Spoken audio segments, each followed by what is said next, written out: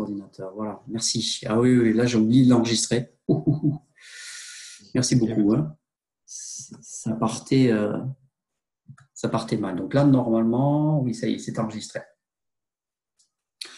Ok, donc je disais, centre des masses, il y avait des questions pour les mini-mémoires. Oui, concrètement, j'étudie tel mouvement, telle chose, je voudrais connaître la masse de tel segment du corps, comment je fais, je ne comprends pas avec les formules. Donc j'ai fait quelques diapos de plus.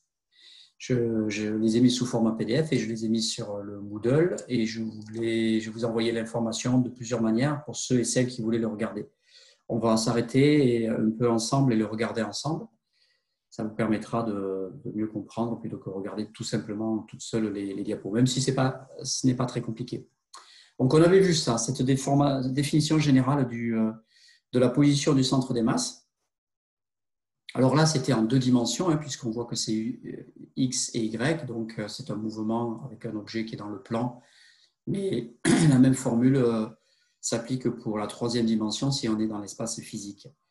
Donc, en quelque sorte, le centre des masses, c'est une position moyenne des masses, c'est le centre de la distribution des masses, qui prend en compte à la fois la valeur de la masse d'une partie du corps et la distance par rapport aux autres masses de cette masse-là. Donc, c'est la moyenne des distances entre toutes les masses. Voilà. Alors, c'est une notion qui est extrêmement utilisée dans tous les domaines de la physique.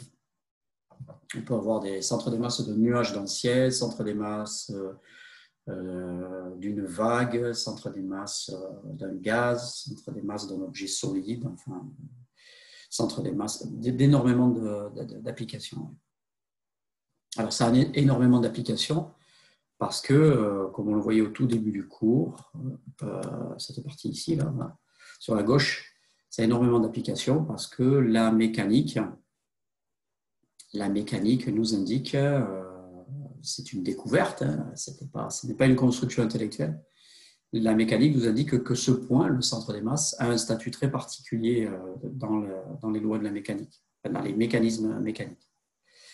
Et que si on comprend pour beaucoup d'applications ce qui se passe au niveau du centre des masses, on a déjà appris énormément de choses mécaniquement sur le mouvement qui est en train de se faire. Voilà. Donc ça, c'était un petit clin d'œil en arrière. Alors, donc là, on a voyé les formules de la dernière fois. J'y arrive. C'était ici, voilà. Donc, on a la somme des masses multipliées, la masse du segment 1, 2, 3, 4, 5, 6 jusqu'à la fin de nos segments, multipliée par la position de ce segment dans un référentiel commun, c'est le même référentiel pour mesurer la position de tous les segments du corps, divisé par la somme de toutes les masses. Donc, c'est masse multipliée par distance par rapport au référentiel, pondérée, donc divisée par la somme des masses. Et on a la même formule sur Y. Donc, il faut se rappeler une espèce de position moyenne. Alors là, vous avez une définition dans le chapitre de Feynman, une explication du centre des masses, une introduction qui est très intéressante, que je vous encourage à lire. Et ce raisonnement, je rappelle ici ce petit schéma juste que j'ai mis là pour vous rappeler qu'on a des mouvements, les mouvements du corps humain en sport ou dans les activités de tous les jours. Ce sont des mouvements plurisegmentaires hein, qui sont compliqués, qui sont difficiles à percevoir visuellement, puisque ça va vite, puisque ça bouge à plusieurs endroits en même temps, mais que la mécanique, dans une certaine mesure, se simplifie d'elle-même.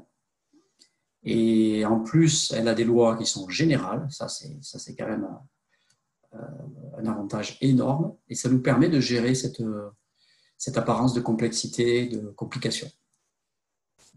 C'est vraiment énorme d'avoir des lois générales, c'est-à-dire des lois qui fonctionnent dans tous les cas, sans exception, les lois de la mécanique.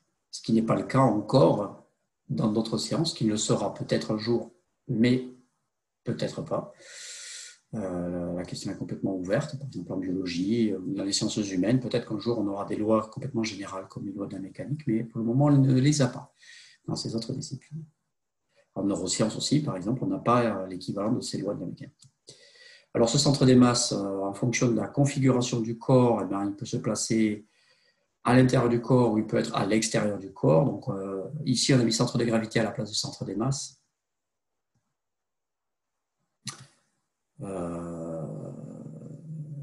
Voilà différentes illustrations. Et ici, cette illustration où on voit dans un même saut, je pense qu'on l'a vu la dernière fois, donc je vais vite. Ici, le centre des masses est à l'extérieur, ici aussi, et là, il se retrouve de nouveau à l'intérieur un peu plus tard, après une seconde et demie à l'intérieur. Monsieur, Oui, excusez-moi, est-ce que c'est possible de mettre le diapo en grand, s'il vous plaît? oui, c'est possible. Hop, Merci. comme ça. Il devra arriver. Oui, oui, c'est pas beaucoup plus grand. Voilà. Excusez-moi, Oui, est-ce que le centre des masses, c'est pareil que le centre de gravité ou il y a une différence entre les deux? il y a une différence, mais on va pas s'appesantir là-dessus. On va considérer que c'est la même chose, même si ce n'est pas exactement la même chose. D'accord. Et ça se situe au même point ou pas du tout? Ça se situe à peu près au même point. Il y a des cas très particuliers pour lesquels ça change. Mais ce n'est pas important pour nous. On va considérer que c'est la même chose. Il y a des D'accord. éléments, si vous voulez, il y a des éléments de mécanique euh, il y a des notions de mécanique pour lesquelles on a des définitions beaucoup plus sophistiquées que les définitions que j'utilise dans ce cours. Et qui sont plus rigoureuses, mais qui sont aussi plus compliquées à comprendre et à développer. Et on peut aborder certaines notions de mécanique à un niveau un peu intermédiaire, qui est le nôtre. On n'a pas l'ambition de devenir des chercheurs en mécanique, des ingénieurs en mécanique. L'ambition de ce cours n'est pas celle-là du tout. Et d'ailleurs, ce ne serait pas moi qui devrais faire ce cours. Si c'était ça l'ambition, c'est un spécialiste, chercheur en mécanique, ce qui n'est pas mon cas, qui devrait faire le cours dans ces cas-là. On peut l'aborder donc à un niveau plus simple, avec des définitions un peu moins précises, mais qui nous permettent d'avancer et d'obtenir un objectif de compétence, d'analyse du mouvement suffisant. Mais en fait, on a des définitions en mécanique qui sont plus compliquées que celles que j'utilise pour ce cours. Notamment sur la notion de référentiel. Le référentiel tel que je l'ai présenté dans le cours, j'en dis pas grand-chose. Je dis voilà, un référentiel posé sur le sol qui est immobile ou un référentiel posé quelque part de façon fixe sur le corps et qui se déplace avec la personne. Voilà, et j'ai rien dit de plus. En définitive, la définition de référentiel en mécanique est totalement fondamentale. Elle n'est pas si simple que ça. Et cette définition de référentiel a des conséquences, notamment pour distinguer centre des masses et centre de gravité. Voilà. En mécanique, alors juste une petite parenthèse, puisque la question se pose, on parle de référentiel galiléen. Alors là, on devient beaucoup plus scientifique, beaucoup plus fondamental. Galiléen, ça fait référence à Galilée, parce que c'est un référentiel qui a une notion, une définition d'un référentiel qui a été inventé par Galilée. Quand je dis référentiel, c'est la base, notre repère pour définir les positions. Et ensuite, c'est ce repère qui va définir les vitesses, qui va définir les accélérations, qui va définir les forces. Tout vient du référentiel. Eh bien, le référentiel galiléen, on l'appelle aussi un référentiel inertiel. Inertiel. Par opposition à un référentiel qui serait non inertiel. Alors, il faudrait définir tout ça très clairement et c'est ça qui est un peu compliqué. Un référentiel qui est inertiel, c'est un référentiel qui ne bouge pas. Alors qu'un référentiel non inertiel, c'est un référentiel qui est en mouvement. Alors, si on pose un référentiel sur la Terre, on va se dire, ben, sur le sol, il ne bouge pas, l'athlète, il bouge. Le référentiel ne bouge pas, donc on peut mesurer les mouvements de l'athlète par rapport à ce référentiel. Mais en fait, la Terre bouge. La Terre, elle bouge, elle se déplace et elle tourne sur elle-même. Donc, ce n'est pas un référentiel strictement parlant pour un mécanicien pur et dur. Ce n'est pas un référentiel inertiel. C'est juste une approximation. Alors, les grands mécaniciens, ils ne prennent pas la Terre pour un référentiel, ils prennent des étoiles qui sont situées très loin et en considérant que ces étoiles ne bougent pas. Vous voyez, donc ça devient compliqué. Et ils utilisent ça comme référentiel spatial, avec des techniques très compliquées. Et c'est ça qui permet de définir la position de la Terre par rapport à ces étoiles et ensuite un objet par rapport à ce référentiel. Et en fonction de l'utilisation d'un référentiel inertiel, c'est-à-dire qu'il ne bouge pas du tout, ou un référentiel non inertiel, c'est-à-dire qu'il bouge un peu, parce que la Terre par rapport à nous, elle ne bouge pas beaucoup, mais bon, eh bien, on a une distinction entre définition de centre de gravité et centre des masses, puisque centre de gravité, c'est par rapport à la Terre. La gravité, c'est la Terre. Notre centre de gravité, c'est défini par rapport à la gravité. La gravité, c'est une force, c'est notre poids qui va vers le centre de la Terre. Une force qui va vers le centre de la Terre. Donc, quand on parle de centre de gravité, on parle de la Terre. Quand on parle de centre des masses, on n'est pas obligé de parler de la Terre, puisque la masse se définit indépendamment d'un champ de gravité, d'une force. Non, la masse se définit comme la quantité de matière. Mais si on veut la position d'un objet et de sa masse, eh bien, là, il nous faut un référentiel. Et donc, il faut rentrer dans ces définitions-là. Et ça, ce n'est pas l'objectif du cours. Donc, nous, on va considérer que le centre des gravités et le centre des masses, c'est la même chose. Et quand on fait ça, on ne fait pas une grosse erreur. En tout cas, pour la biomécanique, on fait une erreur, mais vraiment ridicule. Toute petite, qui est complètement négligeable pour nous. Ça ne change pas nos interprétations, ça ne va pas changer votre analyse du mouvement, etc. L'application des formules, si vous voulez, et même les concepts et le raisonnement. Voilà. Mais par contre, oui, il y a des notions de mécanique plus sophistiquées que juste celles que j'utilise dans ce cours. Notamment au niveau des définitions, qui est ensuite, quand on développe à partir des définitions, des conséquences importantes. Alors, quand on veut donc réfléchir au centre des masses, on peut avoir deux raisonnements. Deux types de raisonnements. Je reviens au cours. Le premier type de raisonnement, c'est « Ok, je vais simplifier et je vais d'abord regarder ce qui se passe au centre des masses avant de me poser d'autres questions. » Donc, et ça, c'est un bon raisonnement. Déjà, savoir ce qui se passe au niveau du centre des masses. Alors, je vais considérer, je vais faire une approximation sans faire de mesures, parce qu'on ne peut pas faire tout le temps des mesures dans nos applications, même la plupart du temps, quand vous faites du sport et vous faites faire du sport, vous ne faites pas de mesures. Donc, vous essayez d'appliquer, de raisonner sans faire de mesures. Alors, il y a un athlète ou un enfant qui apprend ou une personne âgée qui fait de la rééducation, qui a un problème dans la marche ou dans la course ou un problème d'équilibre, et vous vous dites, bon, comment je peux l'aider? Quel est le problème? Vous le regardez de face, vous le regardez de profil, vous le regardez de dos, vous filmez, ça, parce que ça c'est facile, hein, l'utilisation de la vidéo en pratique c'est très facile. Vous filmez un peu, vous regardez au ralenti, vous faites des images instantanées, vous regardez avec l'athlète, vous faites un feedback vidéo par exemple, ouais, tu vois, à tel moment tu fais ça, c'est pas terrible, tu peux comparer. Peut-être faire différemment. Ça, c'est des choses en pratique que vous pouvez faire facilement. Et là, vous pouvez réfléchir en termes de centre des masses. Est-ce que son centre des masses est trop en arrière, est trop en avant, est trop sur la gauche, est trop sur la droite? En essayant de faire une approximation pas trop fausse, si le corps n'est pas dans une position, les segments du corps n'est pas dans une position un peu particulière, comme on a vu dans le plongeon, eh bien le centre des masses, il est approximativement, oui, au niveau du nombril. Après, si je fais des changements de position très, très importants des segments du corps, si j'éloigne certains segments du corps du tronc, par exemple, les jambes et les bras, on a vu que le centre des masses se situe un peu à l'avant, ou un petit peu à l'arrière, un petit peu à gauche, un petit peu à droite. Mais en approximation, dans une position à peu près naturelle, pendant la course ou pendant la marche, le centre des masses reste à l'intérieur du corps. Pourquoi? Parce que j'ai un bras devant, j'ai un bras derrière, donc les positions moyennes ne changent pas, ils s'équilibrent.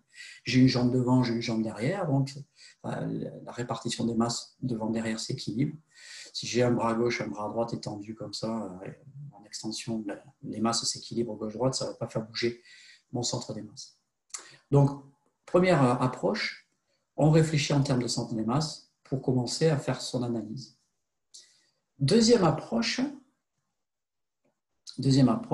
j'essaie de faire un découpage des différentes parties du corps comme c'est représenté sur cette diapo. Alors là, c'est plutôt dans un cadre plus détaillé. Alors c'est l'exercice de style que vous pouvez faire dans votre mini-mémoire. Si vous avez un objectif qui correspond, qui demande ça dans votre mini-mémoire, dans votre analyse, c'est quelque chose que vous n'allez pas faire forcément en pratique. Il y a des chances qu'en pratique, vous n'allez pas vous amuser à faire ce découpage-là. Ou alors dans des cas particuliers, peut-être dans des applications pratiques très sophistiquées.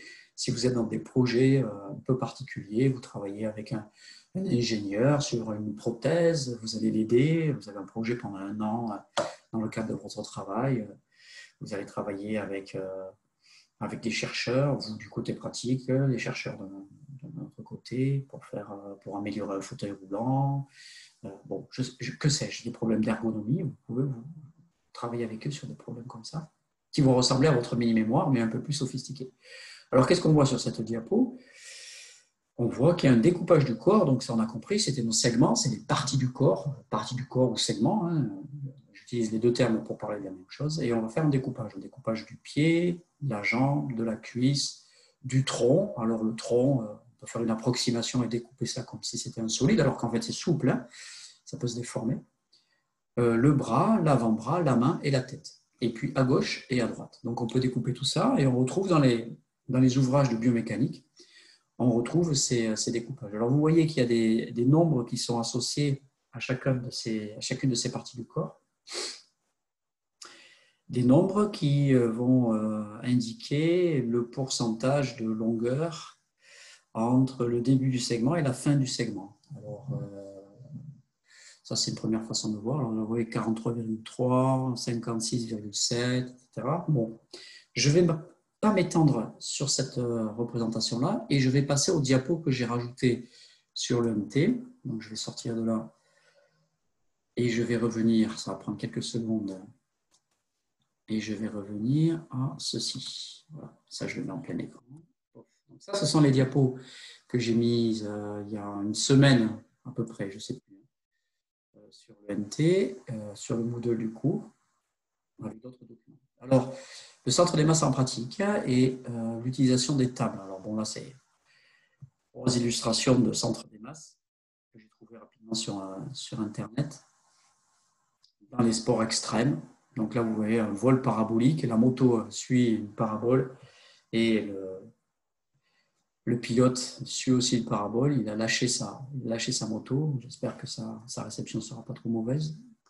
Mais c'est les sports. Il y a beaucoup d'accidents. On a ici une illustration intéressante d'une illusion visuelle où on croit en fait que le corps reste flottant en l'air pendant quelques instants, quelques centaines de millisecondes. Là, c'est un mouvement de danse classique, mais vous avez les mêmes effets d'illusion dans le sport. L'illustration dont je parlais en cours, c'était un volleyeur qui saute pour smatcher un ballon en l'air et qui fait un ciseau avec ses jambes. Et bien, on a l'impression visuelle qu'il reste plus longtemps en l'air. Un basketteur qui va smatcher sa balle, lui aussi, on a l'impression qu'il reste un peu plus longtemps en l'air. Il y a beaucoup d'exemples comme ça. Et on a l'impression qu'en fait, le corps reste un peu plus longtemps dans la partie haute de sa trajectoire et ça permet à l'athlète d'être plus à l'aise, d'avoir plus de temps pour accomplir ses actions, pour réaliser son but, frapper dans une balle, attraper une balle en l'air ou faire une performance visuelle dans le cas de la danse. Mais cette impression est fausse. Le centre des masses, donc le corps, suit, dès que les pieds ont quitté le sol, suit une trajectoire parabolique sans coup férir, comme on peut dire, c'est-à-dire sans aucune exception. Et c'est parce que certaines parties du corps, certains segments continuent à bouger dans une direction pendant que le corps, le centre des masses, le reste du corps va dans une autre direction. C'est à cause de ça qu'on a cette impression de vol suspendu. C'est-à-dire que le corps se déplace et le centre des masses suit cette trajectoire parabolique. Et quand j'arrive en haut de la trajectoire, eh bien, j'ai par exemple les jambes qui montent, les bras qui montent. Et ça me donne une impression visuelle qu'il y a beaucoup de choses dans le corps qui sont encore en train de monter, alors qu'en fait, le centre des masses est en train de descendre. Le centre des masses descend et les segments sont en train de monter et ma vision est piégée par ça. Ma vision est piégée par ça parce que ma vision ne voit pas les masses. Ma vision voit juste des couleurs et de la lumière qui se déplace. Et la lumière envoyée par les segments du corps. Ce n'est pas un système de mesure de masse, ma vision. Donc, elle est piégée par l'impression visuelle. Donc, ça, c'est une illusion bien illustrée sur ce film-là. Alors ici, je vous donne aussi des références que je vous encourage à aller voir. Il y a une petite partie sur le centre des masses et la définition de l'inertie, du moment d'inertie, que j'aborderai plus tard dans le cours, que Benoît Bardy va aussi aborder. Et aussi, je vous encourage à aller regarder les parties mécaniques de ce document, la physique en BD. Et ça va aider surtout celles et ceux qui démarrent avec un niveau le plus élémentaire et qui sont en difficulté avec ce cours. Il y a très peu d'aspects calculatoires, très peu d'aspects mathématiques, mais il y a des descriptions intuitives, d'abord relativement faciles de certaines notions et définitions. Et je vous encourage très, très fortement à aller travailler, lire, réfléchir, prendre des notes par rapport à ce document. La physique en BD. Alors là, il y a une longue définition. Et je vais zapper cette définition, je vous laisse la regarder, elle est en anglais. Je l'ai extraite telle qu'elle. Donc, en universitaire, c'est pas rare de travailler sur de l'anglais. On va voir la segmentation du corps en sous-parties, considérées comme des solides. Donc, pour faire ça, eh bien, qu'est-ce qu'on peut faire concrètement? Comment on fait? Eh bien, on peut utiliser des tables. Et ces tables, elles nous donnent des proportions des masses des différents segments. Elles nous donnent donc cette distribution des masses. Elles nous donnent des positions moyennes de ces masses. Et éventuellement, elle va nous donner des moments d'inertie des centres des masses de chaque segment en partie. Ça, cette dernière partie, on ne le fera pas. On ne le fera pas vraiment, puisque je n'ai pas encore défini à mon cours moment d'inertie, on y reviendra. Donc ici, ce sont des applications. La citation de cet auteur, Adolphi, en 2017, dans un journal de chercheurs qui s'appelle Mechanics and Mechanical Engineering, recherche en mécanique, application en mécanique pour l'ingénieur, si vous voulez. Et son article, c'est une revue de littérature, une présentation, une introduction pour les autres chercheurs et les ingénieurs de ce que c'est que le centre des masses des segments du corps humain. Alors ici, il explique que ça peut varier en fonction du sexe, en fonction de l'âge, en fonction de l'ethnicité, votre origine culturelle, anthropologique, voilà. La forme du corps, la quantité de graisse et la distribution de la graisse, et puis encore d'autres paramètres. Donc il y a des variations d'un individu à l'autre. Et donc la position du centre des masses peut changer. La composition du corps peut changer. Ça peut changer aussi en fonction de si les muscles sont contractés ou les positions des différents segments changent. Donc on a bien vu, la position du centre des masses change. Et puis là, il y a des applications. Alors, c'est des applications surtout pour l'ingénieur. Donc, par exemple, on peut faire des prothèses ou ce qu'on appelle les exosquelettes qui apparaissent aujourd'hui dans le domaine de la recherche depuis une vingtaine, trentaine d'années et dans les applications aujourd'hui. Ces exosquelettes, ça apparaît, on trouve maintenant des publicités d'exosquelettes très simples, soit pour les gens qui travaillent, pour aider les gens qui travaillent, pour qu'ils puissent travailler pendant 5 ans, 10 ans, 20 ans, 30 ans sans trop user leurs articulations, soit pour les sportifs, pour les aider aussi à s'entraîner sans se faire mal. Alors ça peut être des sportifs jeunes, d'âge moyen ou des vétérans pour qu'ils puissent continuer leur entraînement et leur pratique du sport sans trop de problèmes médicaux, soit pour de la rééducation et de l'aide après une blessure, de la réathlétisation, je vais y arriver, ou alors de la rééducation. Donc ce sont des tout petits exosquelettes tout simples. Ce sont des exosquelettes où il n'y a pas de moteur, ils sont juste passifs. Ça correspond à certaines prothèses qu'on peut mettre, par exemple, pour récupérer après une entorse ou une opération du genou, une articulation, des attaches en haut et en bas du genou, et vous avez une articulation secondaire qui est ajoutée à l'articulation du genou et qui permet de faciliter son travail alors qu'on vient de subir une opération. Mais ça, c'est un exosquelette. Alors, squelette, c'est comme un squelette, c'est un squelette supplémentaire, artificiel, exo, qui est à l'extérieur. Donc, qui vient par-dessus le corps. On a ça qui apparaît aujourd'hui, avec des exosquelettes en matière légère, en plastique, et avec juste des velcro et qui sont utilisés. Alors, pour faire ça, il faut souvent faire une modélisation du corps humain et ça, c'est une des applications possibles. Alors, pourquoi c'est intéressant d'avoir le centre des masses? Parce que alors, centre des masses de l'ensemble du corps ou centre des masses d'une partie du corps. Et pourquoi c'est intéressant d'un point de vue mécanique, c'est-à-dire d'un point de vue des lois de la mécanique? Parce que la masse, elle rentre en compte dans deux formules très importantes. La formule de l'énergie cinétique, qui est ici rappelée pour la translation, 1/2 de la masse multiplié par la vitesse au carré, ou la quantité de mouvement d'un segment ou de l'ensemble du corps. Et la quantité de mouvement, c'est la masse par la vitesse, en translation, masse multipliée par vitesse. Alors, ici, donc, dans la formule de l'énergie cinétique, la vitesse, on prend juste ce que j'ai appelé dans ce cours la norme de la vitesse. La vitesse, c'est un vecteur. Il faut bien avoir compris ça. Et on prend juste la valeur de cette vitesse. Parce qu'en anglais, on appelle ça speed. On n'a pas de mot tellement pour ça en français. Vitesse désigne à la fois le vecteur et la valeur de cette vitesse. Donc, le vecteur, on prend sa norme, si vous voulez la longueur de sa vitesse, on obtient un nombre en mètres par seconde. On appelle parfois ça aussi le module de la vitesse, et c'est ça qu'on met dans V. On ne met pas le vecteur. L'énergie cinétique, c'est un scalaire, c'est un nombre, c'est un réel, ce n'est pas un vecteur.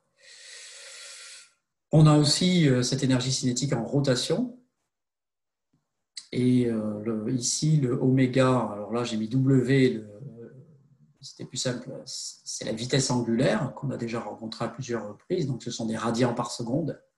On la met au carré, comme pour la vitesse en translation, comme pour l'énergie cinétique en translation, pardon. Et on ne met pas la masse, on met le moment d'inertie, ce qu'on appelle le moment d'inertie, qui est défini dans le chapitre, que je vais définir dans le cours et que Benoît Bardier aussi va définir ou a déjà défini. Donc cette fois-ci, en rotation, c'est 1/2 du moment d'inertie multiplié par la vitesse angulaire au carré. Vitesse angulaire en radians par seconde. Donc là, ce sont des applications possibles. Pourquoi c'est intéressant d'avoir la masse segmentaire d'un segment? Bien parce que quand je mets un coup de pied dans un ballon, quand je bouge rapidement un bras pour taper dans une balle, par exemple, ça c'est des applications qu'on m'a citées par mail, eh bien, j'ai besoin de connaître la masse du segment qui est en mouvement. Comment je fais? Et pourquoi j'en ai besoin? Parce que je veux connaître l'énergie cinétique, soit en rotation, soit en translation. Voilà. On va noter ici, j'ai fait un petit rappel, une formule très importante, c'est que la vitesse, c'est multiplié par le rayon de rotation. Ah, il y a une erreur, multiplié par la vitesse de rotation. Ce n'est pas un x ici, il va falloir que je refasse la diapo. Donc le rayon de rotation multiplié par la vitesse angulaire. Le x ici, je voulais mettre la croix, mais il m'a mis un petit x et je n'ai pas vérifié. Je modifierai.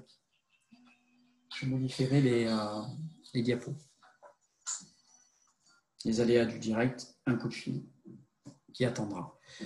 Donc, la vitesse linéaire, c'est le rayon de rotation multiplié par la vitesse angulaire. Ça va nous donner, par exemple, si vous êtes en train de mettre des coups de pédale, vous avez la vitesse angulaire, de votre pédale, le nombre de radians par seconde que fait votre pédale, vous avez la distance entre l'axe de rotation et la pédale, et vous voulez connaître la vitesse tangentielle, eh bien vous faites V égale rayon multiplié par vitesse angulaire. Et ça va vous donner la vitesse tangentielle en mètres par seconde.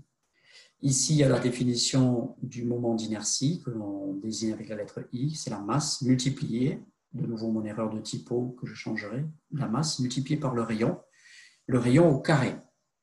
Et on verra que ce carré, un peu plus tard dans le cours, a une définition, a une importance certaine.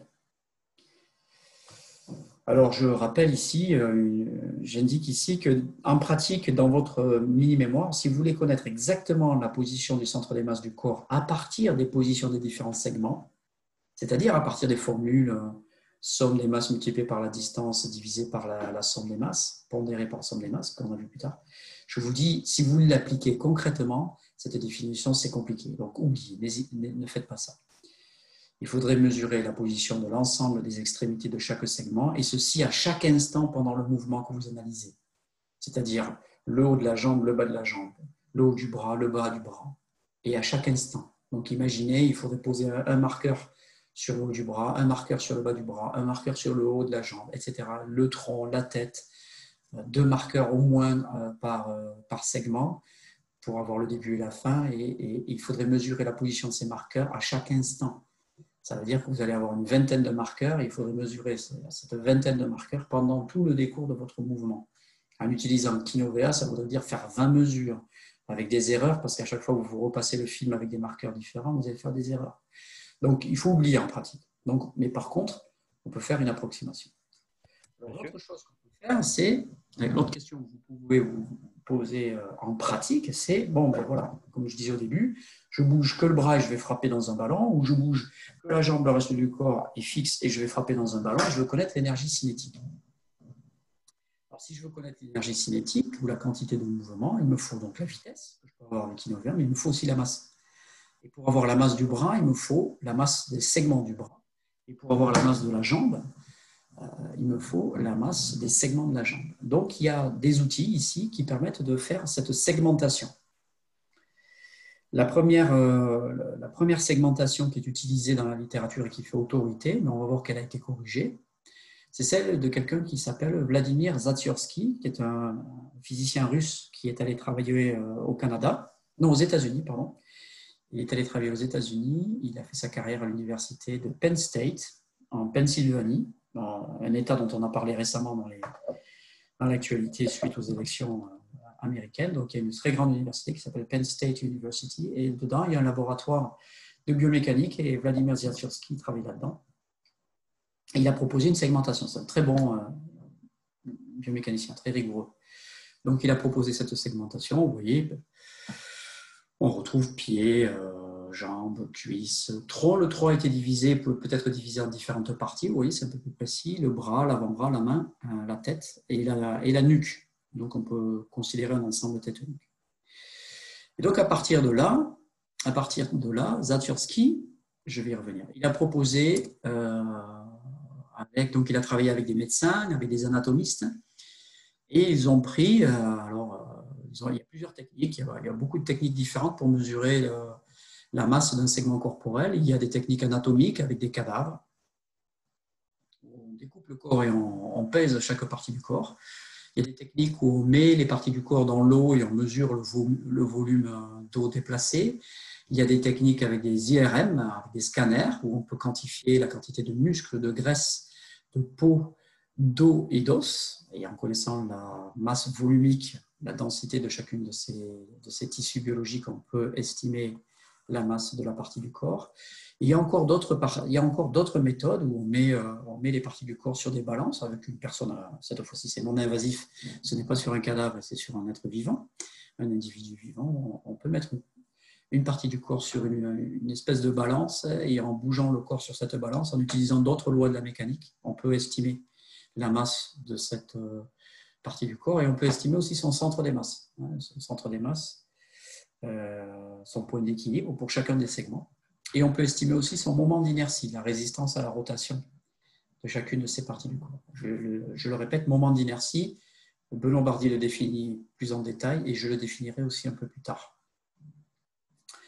Alors, les tables de Zatsiorsky, vous pouvez les utiliser concrètement dans votre mini-mémoire, si vous en avez un usage. Donc, je répète, connaître la masse approximative de la jambe ou la masse approximative du bras. Et ces tables de Zatsiorsky, qui dataient de 1990, elles ont été corrigées par un auteur, un biomécanicien italien, qui s'appelle De Leva. Son prénom, je ne me rappelle plus, Paolo, je crois. Paolo De Leva. En 1996, publié dans Journal of Biomechanics. Journal de biomécanique, est un très bon journal de mécanique, ajustement aux paramètres d'inertie des segments de Zatsiorsky et Seliuanov, qui était le co-auteur avec Zatsiorsky. Donc, j'ai une correction qui fait que les paramètres, les informations des tables sont plus précises. Alors, ces informations, donc vous avez des tables ici qui sont un peu compliquées, avec beaucoup d'informations, mais vous trouvez d'abord les segments ici, dans la première colonne. Vous avez ensuite les extrémités, les points finaux, endpoint de chacun de ces segments. Et bon, ça, c'est une information qui n'est pas forcément très utile pour nous. C'est des points anatomiques qui permettent de repérer ces segments. Et ensuite, vous avez le pourcentage de la masse totale chez les femmes et chez les hommes de chacun de ces segments par rapport à la masse du corps. Et vous avez la position du centre des masses de chacun de ces segments par rapport à la longueur du segment. Donc, avec les repères anatomiques, on peut déterminer le début et la fin de l'avant-bras. Et on va positionner le centre des masses de l'avant-bras par rapport à cette longueur. C'est 58% de la longueur de ce point anatomique vers ce point anatomique. Voilà. Alors, ce qui est facile à utiliser pour nous en pratique, c'est les deux colonnes du milieu. On va le voir.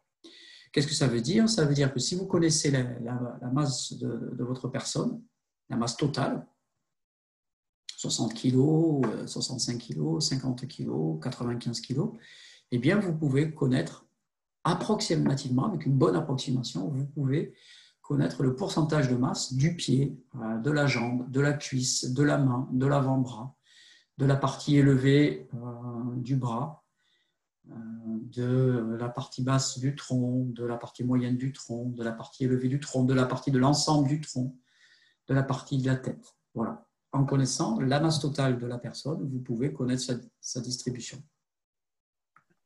Monsieur, Oui. si on veut calculer l'énergie cinétique, par exemple, que le bras donne un objet, est-ce que dans la masse, on prend en compte que la masse du bras ou on prend également en compte la masse de l'objet et on accumule les deux? Il faut mettre les deux, oui. Ok.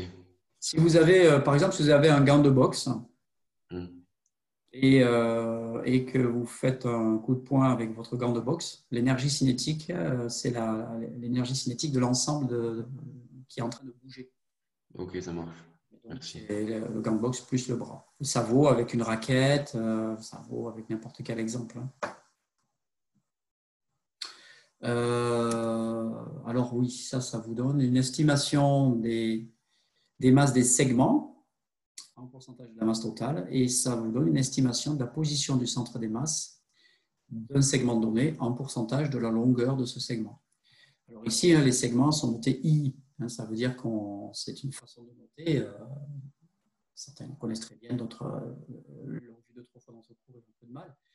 Ça veut dire que c'est pour résumer qu'en fait, par exemple ici, là, on a 1, 2, 3, 4, 5, 6, 7, 8, 9, 10, 11 segments. Donc, I va varier de 1 à 11.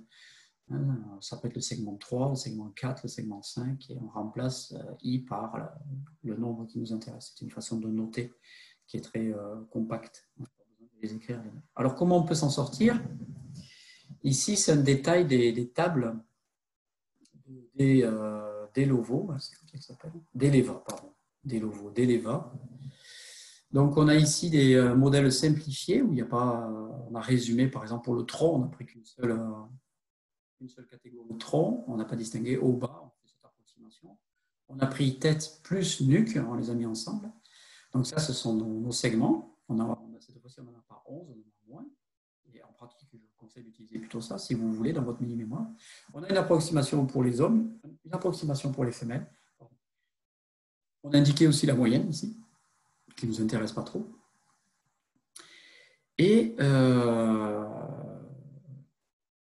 comme me faisaient remarquer des étudiants par mail, ils me disent « Oui, mais monsieur, quand je fais la somme du pourcentage total, je ne tombe pas sur 100%. » Et en fait, c'est parce que vous avez une jambe gauche et une jambe droite. Donc, il faut multiplier par 2 les pourcentages pour la jambe gauche, et plus la jambe droite, et multiplier par 2 pour les bras, avec le bras gauche et le bras droit. Et donc, si on fait ça, si on multiplie les bras par 2 et les jambes par 2, on obtient bien 100%. Donc, ça marche. Je suis en train de me dire, oui, tiens, bon, je me penche là-dessus un peu. Voilà. Et donc ça fonctionne, effectivement. Ici, c'est parce qu'on a pris en compte qu'une seule fois la jambe et une seule fois le bras. Alors, comment on fait? Bien, on démarre, l'information qu'on a, c'est la masse totale du corps. Et puis ensuite, on identifie la partie du corps qui nous intéresse. Et puis, on va voir la masse du segment I qui nous intéresse, par exemple le pied. C'est ce pourcentage, le pourcentage du pied. Alors, chez une femme, c'est 1,29 multiplié par la masse totale et divisé par ça. Et ça nous donnera cette masse-là. Alors, on peut prendre le pied, plus la jambe, puis Voilà, ça, c'est l'ensemble de la jambe qui tourne, qui bouge. Et on peut faire notre calcul comme ça. Là, ici, je vous ai mis une information supplémentaire, un lien, si vous voulez regarder ça, qui a été fait par une université américaine dans l'État d'Oregon. Alors, ici, quand on fait ça et qu'on veut calculer l'énergie cinétique, on a, en toute rigueur, il y a des questions un peu difficiles à se poser en termes d'application. C'est qu'il y a des mouvements qui sont à la fois des mouvements de translation et des mouvements de rotation, où les deux sont mélangés. Si je fais 3 pas d'élan et que je mets un coup de pied dans un ballon, par exemple, eh bien, ma jambe, elle va faire à la fois un mouvement de rotation et un mouvement de translation. Les deux. Alors, donc là, les outils mathématiques pour décrire ça sont un peu compliqués et on ne va pas les aborder. Si on simplifie le mouvement pour l'analyse et on essaie de faire un mouvement assez pur de translation, on va oublier qu'il y a de la rotation et on va dire, bon, ok, je fais une erreur, mais j'essaie quand même d'estimer l'énergie cinétique en translation, uniquement en translation. Ou alors on fait le contraire, on se dit, bah, tiens, je vais essayer d'éliminer la translation et de considérer dans mon calcul que la rotation, et je vais prendre une formule de l'énergie cinétique en rotation. Mais pour avoir un calcul exact, il faut des formules un peu plus compliquées. Il ne suffit pas de faire la somme énergie cinétique de translation plus énergie cinétique de rotation ne va pas forcément nous donner un bon résultat. Donc ça aussi, c'est quand on rentre dans le détail, on se rend compte de cette difficulté-là. Même si on ne considère que le centre des masses. Voilà. Donc ici, vous pouvez avoir une estimation. Il y a une erreur, hein, puisque il y aura toujours une petite erreur, puisque ce sont des moyennes faites à partir, je ne sais plus de combien de personnes. Hein, ils ont pris 10, 20, 30, 50, 100 personnes, 200, je ne sais pas. Et ils ont calculé des pourcentages moyens de masse par partie du corps. Donc, si vous l'appliquez à un athlète donné, à une personne donnée, il va y avoir une petite erreur, mais qu'on va négliger en pratique. Ça va vous donner une idée, ça va vous permettre d'avoir une estimation de la masse du segment corporel et donc éventuellement du moment d'inertie, de l'inertie, c'est la masse, de l'énergie cinétique et de la quantité de mouvement si vous mesurez la vitesse de ce segment corporel. Voilà une petite parenthèse. Je repasse à mes diapos.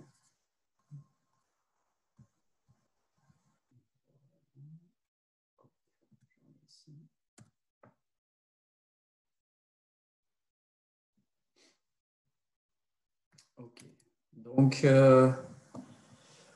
alors le mouvement parabolique, le mouvement aérien, on l'a vu, j'en ai parlé pas mal de fois. Je crois qu'on l'a vu. Non, on ne l'a pas vu dans les TD. On n'a pas encore vu dans les TD. Mais pour le TD numéro 3, qui est un TD qui est un peu compliqué, dans les devoirs maison du TD numéro 3, c'est une des applications.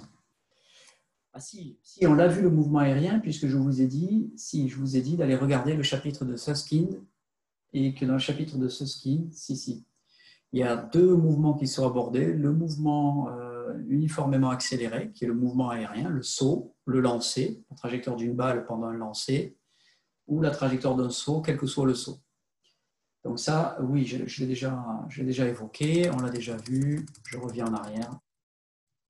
On l'a déjà vu, tac, tac. Ici, ça c'est un exemple de mouvement uniformément accéléré. Et sur la droite, ici, je vous ai dit, dans le chapitre, page 46, hein, je vous ai indiqué même la page, vous avez dans ces exemples de mouvements, ce mouvement parabolique, ce mouvement aérien, qui est décrit. Vous avez une position en fonction du temps qui est décrite. Position sur X, sur Y et sur Z. Donc ici, Z, c'est la verticale. Et vous avez les formules qui sont écrites ici. Alors, cette formule, en bas, ici, là, vous voyez qu'il y a la position. Alors, je vais peut-être sortir,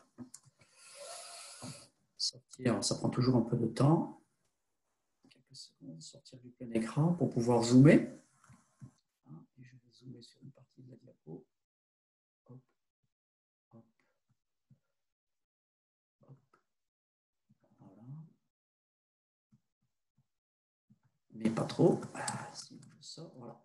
Donc ici, j'ai la formule tirée du cours. Je vous indiquais la page, vous voyez, c'est page 46.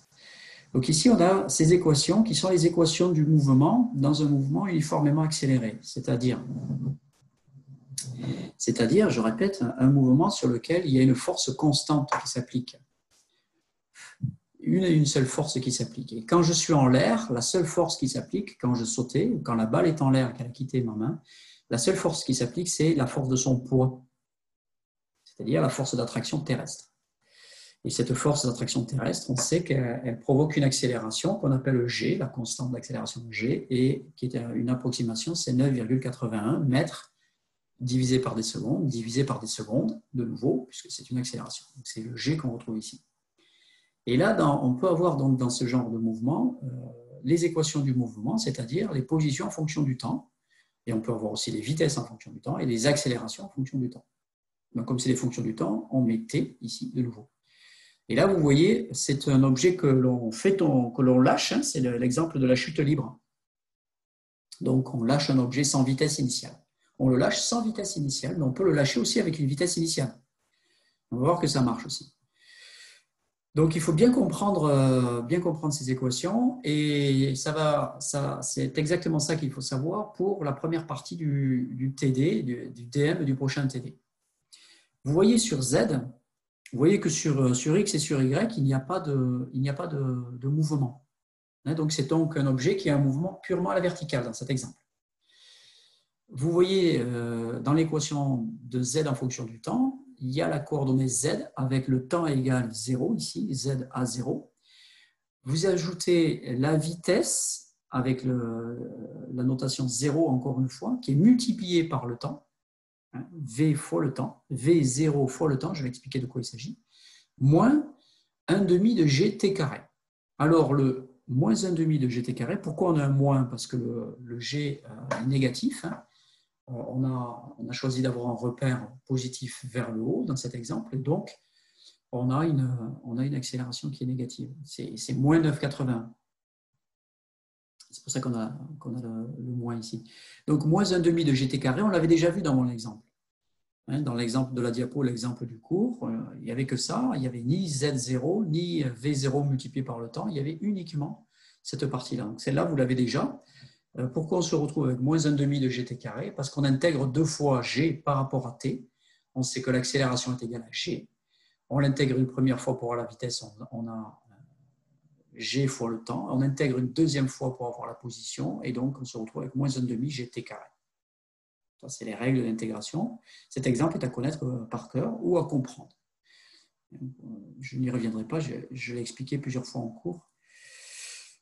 Alors, on se retrouve non seulement avec ça, mais on se retrouve avec Z0 et V0 fois T. Pourquoi? Parce que ça, c'est ce qu'on appelle les conditions initiales. C'est la position initiale et c'est la vitesse initiale. Si je lâche mon objet et que je le lâche dans une position qui était exactement le centre de mon repère, et je le lâche à partir de ce centre du repère, alors Z à T égale à 0, ce qu'on appelle Z0, la position initiale, est égale à 0 puisque je le lâche à l'endroit du repère. Mais si je suis à 1 mètre au-dessus du repère, que le repère est sur le sol et je lâche ma balle à 1 mètre au-dessus du repère, alors Z0 vaut 1 mètre. La position initiale à T égale à 0, au départ de mon mouvement, quand je lâche, l'objet est égal à 1. Donc ma position initiale sur la verticale n'est pas 0, est égale à 1. Si je suis à 2 mètres du sol, eh bien Z0 vaudra 2 mètres. Donc ça, c'est la position initiale. Et puis la vitesse initiale, si je lance l'objet vers le bas, je lui donne une vitesse initiale au moment où je le lâche, et cette vitesse initiale n'est plus égale à 0, comme dans l'exemple qui est dans la diapo à gauche, mais j'ai une V0, qui veut dire vitesse initiale. C'est comme ça qu'on note la vitesse de départ, la vitesse à t égale à 0, on le note pour faire plus simple V0, on l'appelle vitesse initiale. Je donne à mon objet une vitesse initiale et il va falloir que je prenne ça en compte dans mon équation. Et comment je prends en compte ça? Eh bien, j'ai la valeur de cette vitesse initiale, sa norme ou son module, comme j'ai dit plus tôt, multiplié par le temps. Donc, par exemple, je lui donne une vitesse initiale de 10 mètres par seconde. Dans mon équation, je vais mettre 10 fois t. Donc, j'aurai la position initiale. Je dis par exemple, je le lâche à 1 mètre du sol avec une vitesse de 10 mètres par seconde. Donc, je vais avoir 1 plus 10 fois t moins 1 demi de gt carré. Et c'est l'ensemble de cette équation qui va me donner l'équation du mouvement sur la verticale, de la position sur la verticale, en fonction du temps. Et une fois que j'ai dit ça, donc 1 plus 10 fois t moins 1 demi de gt carré, si je dis quelle va être la position dans 15 secondes, je remplace la position dans 15 secondes à t égale 15 et je remplace ici t par 15 et ici t carré par 15 et j'aurai la position 15 secondes après le lancer de la balle. Voilà. Ça, c'est dans un cas de figure purement vertical. Je lâche l'objet sur la verticale. Vous voyez ? Alors, si je lui donne une vitesse initiale positive dans mon repère, ça veut dire que je vais le lancer vers le haut. Et l'accélération, par contre, va être vers le bas. Donc, si je lance mon objet vers le haut et je lui donne une vitesse initiale de 10 mètres par seconde, ici, je fais plus 10 mètres par seconde, et ensuite, je mets moins 1 demi de gt carré. Qu'est-ce que ça veut dire ? Ça veut dire que, au départ, ma position, et je le lâche à, admettons, 2 mètres du sol. Je lance l'objet purement à la verticale, donc Z0 vaut 2, vitesse initiale, le module de la vitesse 10 mètres par seconde, donc plus 10 fois t, moins 1 demi de gt carré. Première seconde, mon objet part vers le haut. Deuxième seconde, il continue vers le haut. Mais très rapidement, le terme ici, moins 1 demi de gt carré, qui est négatif, va prendre le dessus sur le terme d'it, qui est la vitesse initiale. Et qu'est-ce qui va se passer ? Le t carré ici va grossir très vite. 2 secondes au carré, ça fait 4. 4 secondes au carré, ça fait 16. Donc, ça grossit très vite. Multiplié par g, qui est 9,81, qui est approximativement 10, ce terme va devenir plus grand que le terme 10 fois t. Donc, qu'est-ce qui se passe ? Eh bien, mon objet va monter parce que je l'ai lancé vers le haut à une vitesse initiale. Mais au fur et à mesure que le temps passe, la force du poids prend le dessus sur la vitesse initiale et l'objet va atteindre une valeur maximale pour laquelle Z0 plus 20t plus vitesse fois t va s'annuler puisque le 1 demi de gt carré sera exactement égal au deuxième terme. Et donc, mon objet va arriver avec une vitesse verticale égale à 0 pendant un instant infiniment petit, puis il va redescendre. Et là, c'est le moins gt carré qui a gagné. Il a annulé la contribution du paramètre vitesse initiale fois t.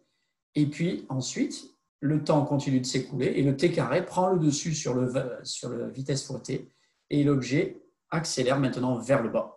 Il a décéléré vers le haut, la vitesse a diminué jusqu'à atteindre le point où la vitesse est égale à 0 et ensuite il accélère vers le bas. Et donc c'est ce qu'on observe. Donc ça c'est une description mathématique et mécanique complète du mouvement d'une balle lancée en l'air. Et ça permet de comprendre pourquoi et comment elle a une vitesse initiale, une position initiale, puis elle passe à la vitesse qui s'annule, qui est égale à 0, et pourquoi elle repart vers le bas. C'est le t carré dans l'équation qui gagne. Donc ça correspond au premier exemple dans le TD de la semaine prochaine, dans le DM du TD pour la semaine prochaine. Mais dans l'exemple du TD de la semaine prochaine, les choses sont plus compliquées parce qu'on n'a pas un mouvement parfaitement vertical, qui est rarement le cas dans des applications. Alors si vous sautez vers la verticale, vous faites un saut vertical, vous pouvez considérer que votre centre des masses a un mouvement purement vertical. Dans ces cas-là, ce sont ces équations qu'il faut considérer pour décrire le mouvement. Dès que les pieds ont quitté le sol. Dès que les pieds ont quitté le sol, la seule force qui s'applique, c'est la force du poids, et d'où l'apparition du G ici. Par contre, si vous faites un saut qui n'est pas purement vertical, vous avez une composante sur la verticale et une composante sur l'horizontale. Et pour savoir quelle est la composante verticale et la composante horizontale, il faut faire une projection et il faut pour ça utiliser les formules de trigonométrie qu'on a vues en cours. Et ça, c'est l'exercice numéro 1 pour le prochain DM. L'exercice saut qui correspond aussi à un lancer. Il faut multiplier avec un cosinus θ ou par un sinus θ pour projeter la vitesse initiale et pour projeter l'accélération initiale aussi. Voilà. Alors, pour l'accélération, c'est plus simple. L'accélération, le G, le gt carré, ne s'applique que sur la verticale. Il ne s'applique pas sur l'horizontale. La composante horizontale n'est pas modifiée par G. C'est uniquement la composante verticale du mouvement qui est modifiée par G, puisque la force du poids, hein, c'est qui explique le fait qu'on est G, la force du poids est purement verticale. Elle est tout le temps orthogonale à la surface du sol, elle va vers le centre de la Terre. Donc elle n'affecte aucunement le mouvement horizontal, uniquement le mouvement sur la verticale. Donc le mouvement horizontal, si on néglige les frottements, il n'y a aucune force qui s'applique dessus, si on néglige les frottements. Et on peut négliger les frottements dans certains cas de figure. Bon, si vous jetez une plume, vous ne pouvez pas négliger les frottements. Si vous jetez une balle de tennis, vous pouvez, dans une certaine mesure, négliger les frottements. Si vous faites un saut, si un athlète fait un saut, vous pouvez négliger les frottements, en tout cas dans notre analyse à nous.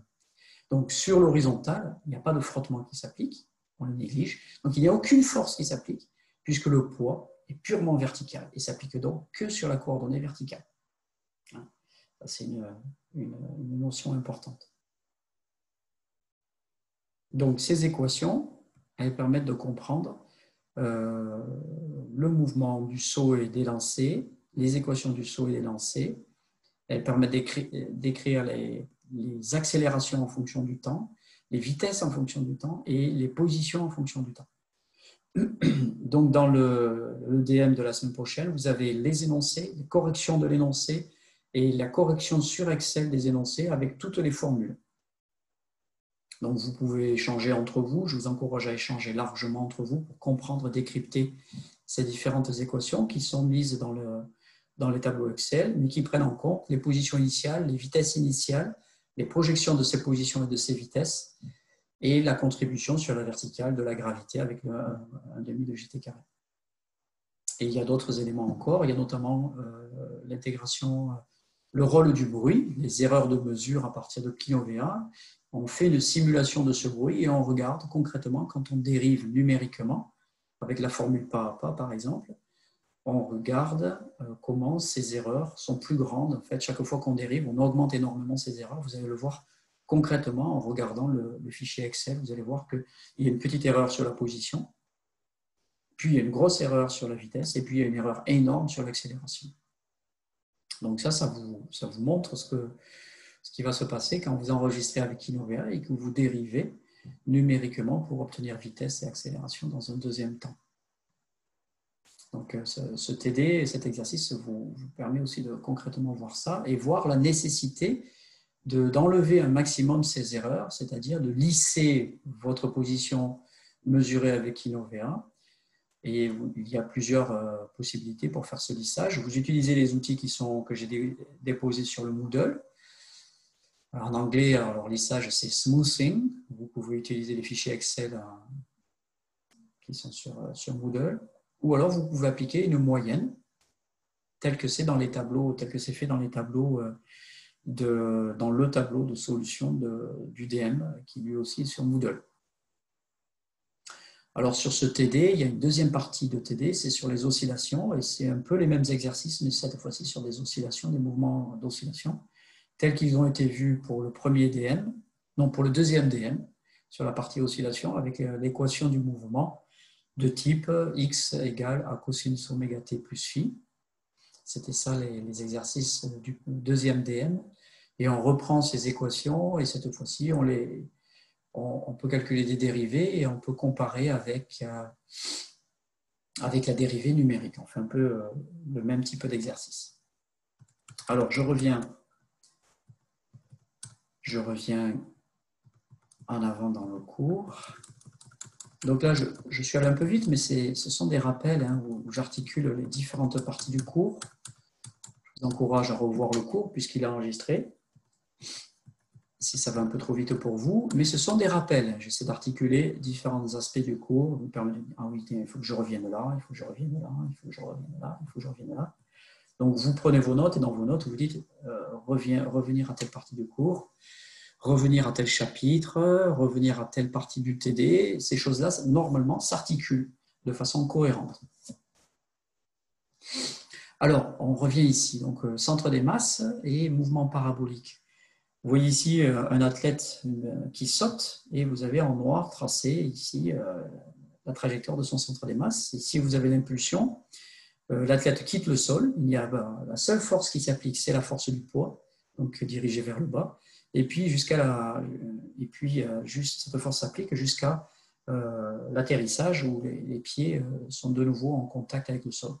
Donc, la seule force qui s'applique, c'est le poids à partir du moment où il n'y a plus aucun point d'appui, c'est-à-dire la partie aérienne. Dès que les pieds touchent le sol, il y a une force de réaction au sol qui s'applique, il n'y a plus seulement le poids. Quand les pieds sont encore en contact avec le sol, là aussi, il y a une force de réaction au sol qui s'applique, il n'y a pas seulement le poids. Le poids est la seule force qui s'applique uniquement dans la partie aérienne, où il n'y a aucun point d'appui. Donc là, à quoi il faut se livrer, quel raisonnement il faut avoir? Eh bien, il faut à tout moment avoir le raisonnement en termes de bilan des forces. Quelles sont les forces qui s'appliquent sur mon système?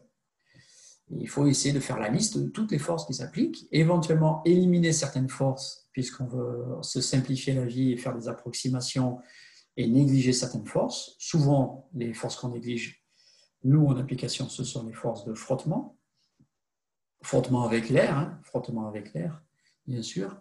Il y a d'autres types de frottements que vous ne pouvez pas négliger. Si vous considérez une personne sur un terrain de sport qui fait un sprint et qui va freiner et qui va déraper, si vous voulez comprendre ce qui se passe, les forces de frottement entre ses chaussures et le sol, vous ne pouvez pas les négliger parce que c'est grâce à ces frottements qu'il y a une force qui va ralentir le mouvement et qui va permettre à l'athlète de s'arrêter. Donc là, ces forces-là ne sont absolument pas négligeables. Vous voyez l'athlète qui s'arrête parce qu'il frotte sur le sol. Donc cette friction-là, ce frottement, crée une force qui, dans votre bilan des forces, n'est pas négligeable. Donc, je dis bilan des forces. Il faut faire le bilan des forces. Le bilan des forces, ça revient à lister toutes les forces et ensuite à calculer la somme de ces forces. C'est ce qu'on appelle la résultante. Et on a vu plus tôt dans le cours comment on pouvait faire avec des sommes de vecteurs. Une force est un vecteur. Et donc, vous prenez la première force, la deuxième force, la troisième force, et vous faites la résultante, c'est la somme de ces forces. Vous pouvez concevoir facilement ce que ça veut dire d'un point de vue géométrique. Une fois que vous avez la somme de ces forces, donc la résultante, vous savez dans quelle direction le centre des masses va être accéléré. Il va être accéléré dans la direction de cette force résultante. Donc la force résultante va vous donner la direction de l'accélération et ça va vous donner aussi la vitesse, la direction de la vitesse et donc la direction du mouvement. Donc, voilà, notre centre des masses, la seule force qui s'applique, c'est la gravité. Il suit une trajectoire parabolique, donc une trajectoire où, dans sa formule, on a vu, il y avait un t carré sur la verticale, sur la composante verticale. Il n'y avait pas g sur la composante horizontale. Donc, voilà. Ici, on voit que notre athlète est parti de ce point de l'espace et a atterri dans ce point de l'espace. On considère un référentiel fixe ici. Ça veut dire quoi? Ça veut dire que sa vitesse initiale n'était pas purement verticale, mais qu'elle faisait un angle qui l'amenait légèrement vers l'avant. Donc, il y avait un angle θ avec le sol qui n'était pas égal à 90 degrés, donc il n'est pas purement vertical, comme je l'indique ici avec mes doigts, mais qu'il était légèrement vers l'avant. Et donc, il y a une composante de cette vitesse, il y a une composante horizontale. Si je projette la vitesse sur x, la vitesse initiale, V0, il y a une composante horizontale qui n'est pas nulle, puisque l'angle n'est pas à 90 degrés. Il y a aussi une composante verticale. Et cette composante horizontale, elle, n'est pas modifiée par aucune force, puisque je néglige les frottements, que la gravité n'agit pas sur la composante horizontale. Et donc, pendant toute la durée du saut, la vitesse horizontale va rester constante. Donc, la composante horizontale de la vitesse va rester constante pendant toute la durée du saut, où que je sois pendant le saut, elle n'est pas modifiée. Pourquoi? Puisqu'il n'y a aucune force qui s'applique dessus. Donc la vitesse initiale sur l'axe horizontal n'est pas modifiée. Je prends ma vitesse, j'ai un θ, je projette sur l'axe des x. Alors si je connais mon θ entre le vecteur vitesse et l'axe des x, eh bien, pour connaître la composante sur l'axe des x, c'est la valeur de ma vitesse multipliée par cosinus θ, ça c'est les règles de la trigonométrie, ça me donne une projection de la vitesse sur l'axe des x, et cette vitesse sur x ne change pas, il n'y a aucune force qui s'applique jusqu'à ce que les pieds touchent le sol. Sur y, si je connais l'angle entre le vecteur vitesse et le sol, sur l'axe y, je multiplie par sinus θ pour projeter et avoir la composante sur l'axe des Y. Alors, sur l'axe des Y, comme on l'a vu avec les formules de Susskind, là, c'est différent. On a un demi de gt carré, moins un demi de gt carré qui va agir, et donc j'ai une vitesse initiale sur Y, mais j'ai le gt carré qui va gagner. Je vais arriver au point O où la vitesse verticale va être égale à 0, et à partir de ce moment-là, il y a un mouvement vers le bas à cause de moins un demi de gt carré qui gagne, qui l'emporte entre guillemets, et qui va nous amener vers le sol et va accélérer vers le sol. Donc je vais avoir une décélération dans la première partie du saut jusqu'à annuler complètement la vitesse initiale. Le terme V0 fois T dans la formule est annulé par moins GT carré. Ça veut dire quoi? VT est égal à GT carré. Et si la position initiale était égale à 0, sinon c'est la position initiale Z0 plus V0T est égale à GT carré. Ça, c'est la position haute. Les termes s'annulent. Et ensuite, je redescends. C'est la vitesse qui s'annule, hein, pas la position qui s'annule. Si mon référentiel est sur le sol, ZT n'est pas égal à 0. J'ai dit une bêtise. ZT va être égal à 1 mètre en fonction de la détente, 70 cm, 30 cm. Ça dépend de la détente sèche des gens. Si ce sont des athlètes ou ce ne sont pas des athlètes. Donc je répète, si mon référentiel est sur le sol, la position sur la verticale ne s'annule pas, c'est la vitesse qui s'annule. Et cette vitesse s'annule et elle s'annule avec une vitesse qui se rapproche de 0 pour être exactement 0 point haut et puis ensuite devenir aller vers le sol et augmenter en se rapprochant du repère qui est sur le sol. Donc quand je suis proche de ce changement de direction qui est indiqué par un changement de signe de la vitesse, si j'ai une vitesse positive à la montée, alors je vais avoir une vitesse négative à la descente, qui m'indique si je me rapproche ou si je m'éloigne de mon repère. Si je m'éloigne de mon repère, j'ai une vitesse qui évolue positivement, et si je m'éloigne de mon repère, si je m'éloigne de mon repère, j'ai une vitesse positive, et si je me rapproche de mon repère, j'ai une vitesse négative. C'est la formule numérique, hein. Position à l'instant t moins position à l'instant précédent divisé par l'intervalle de temps. Je vois bien que dans un cas c'est positif, dans un cas c'est négatif. Eh bien, le changement de signe, il se fait à cause du poids. Je le remets en plein écran. Voilà, je remets mon diapo en plein écran. Alors, qu'est-ce que je vois ici? Entre le décollage et le point le plus haut, ici, j'ai représenté ma vitesse en mètres secondes en fonction du temps. Entre le décollage, la vitesse initiale qui était positive, et le point le plus haut, j'ai ma vitesse qui diminue. Alors, elle diminue, ça c'est sur la verticale, hein, c'est uniquement sur la verticale. Elle diminue comment? Elle diminue de façon linéaire. Voilà. Elle diminue de façon linéaire, et la pente ici, ça correspond à la force qui s'applique. Et donc, ça correspond à notre G. J'arrive ici à une vitesse égale à 0. Ça, c'est mon 0. Donc, j'ai l'axe horizontal, j'ai une vitesse égale à 0 ici. C'est le point le plus haut, j'ai une vitesse qui est égale à 0.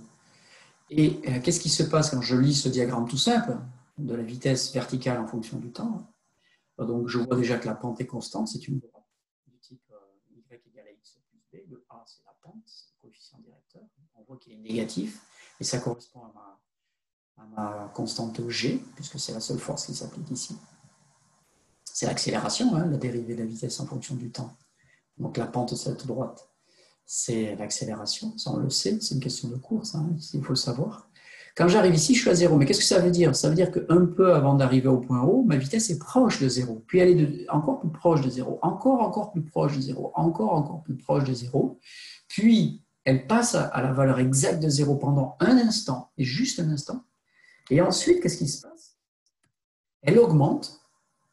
Hein, elle était à 0, sa norme augmente. Alors, elle est négative puisqu'elle a changé de sens. Hein. Donc, la direction du mouvement a changé. Je me rapproche maintenant du sol. Mais la norme, ou le module, qui était égal à 0 au point haut, augmente. Elle est accélérée vers le bas. Elle est négative, mais elle est accélérée vers le bas. Donc, elle était égale à 0, puis elle est très proche de 0, puis encore un peu proche de 0, mais elle commence sa norme augmente, je prends la vitesse, je prends la vitesse, je prends la vitesse, je prends la vitesse vers le bas, et puis je commence à avoir une vitesse importante vers le bas. Quelle est la conséquence de ça d'un point de vue perception visuelle, l'impression visuelle qu'on a? Eh bien, l'impression visuelle qu'on a, c'est que quand on arrive proche du sommet de la parabole, on a l'impression que la personne ne bouge plus. On sait que, pour être exact, elle ne bouge plus sur la verticale uniquement pendant un instant. Ça, c'est exact, c'est vrai, mais uniquement pendant un instant. C'est-à-dire, un instant, c'est une durée infiniment petite. Mais notre œil et notre système visuel, notre cerveau, il nous dit « Mais non, ça ne bouge pas, mais ça dure, ce n'est pas juste un instant. » Mais pourquoi? Eh bien, parce qu'un peu avant et un peu après, la vitesse, la norme du vecteur vitesse sur la verticale, est très proche de zéro. Et il est très proche de zéro, il est très petit. Hein. On voit que quand j'arrive vers le haut, ma vitesse diminue, je ralentis, je ralentis, je ralentis, et doucement j'atteins zéro.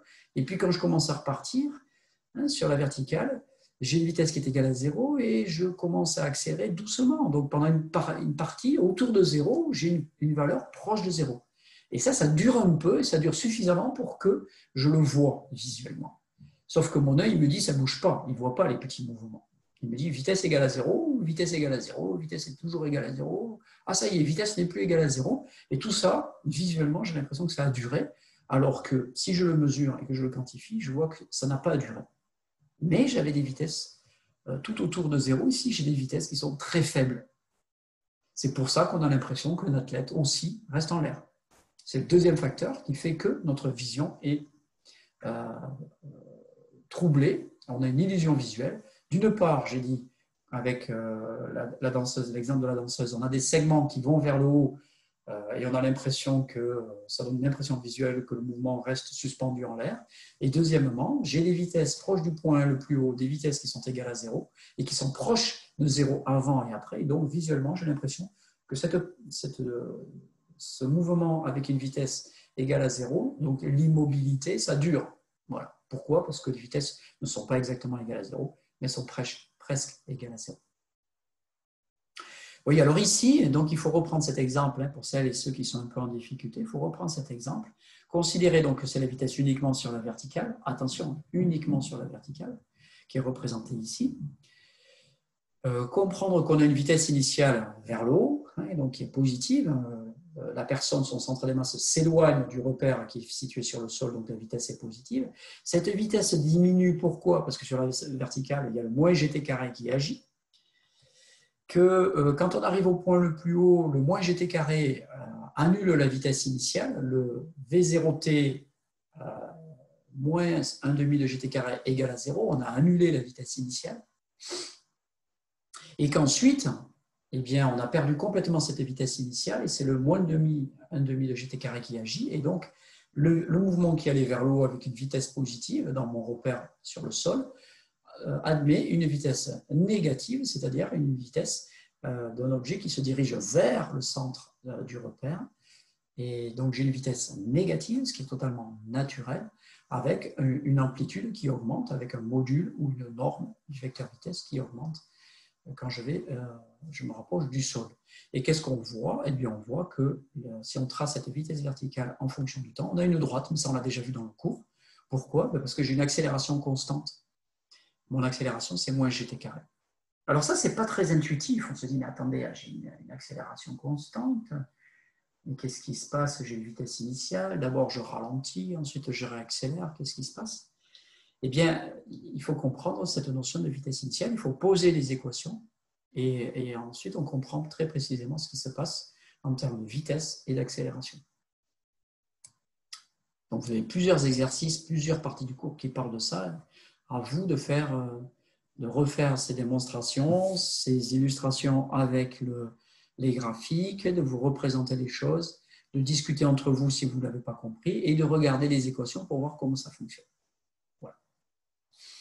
Donc ça, j'en ai parlé rapidement. Il y a cette illusion visuelle. Il faut surtout se débarrasser de cette croyance basée sur la perception visuelle, basée ensuite sur un discours technique éventuellement erroné.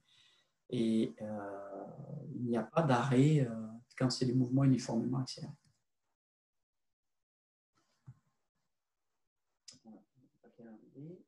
Je vérifie, 9h20. Alors, ici, sur cette diapo, on va parler un petit peu d'équilibre. Et ça va être en complément aussi avec les cours de Benoît Bardy. Donc, ici, on a mis centre de gravité, en abrégé CG à la place de centre des masses. Et comme je vous ai dit, dans ce cours, on ne va pas du tout considérer la distinction entre les deux.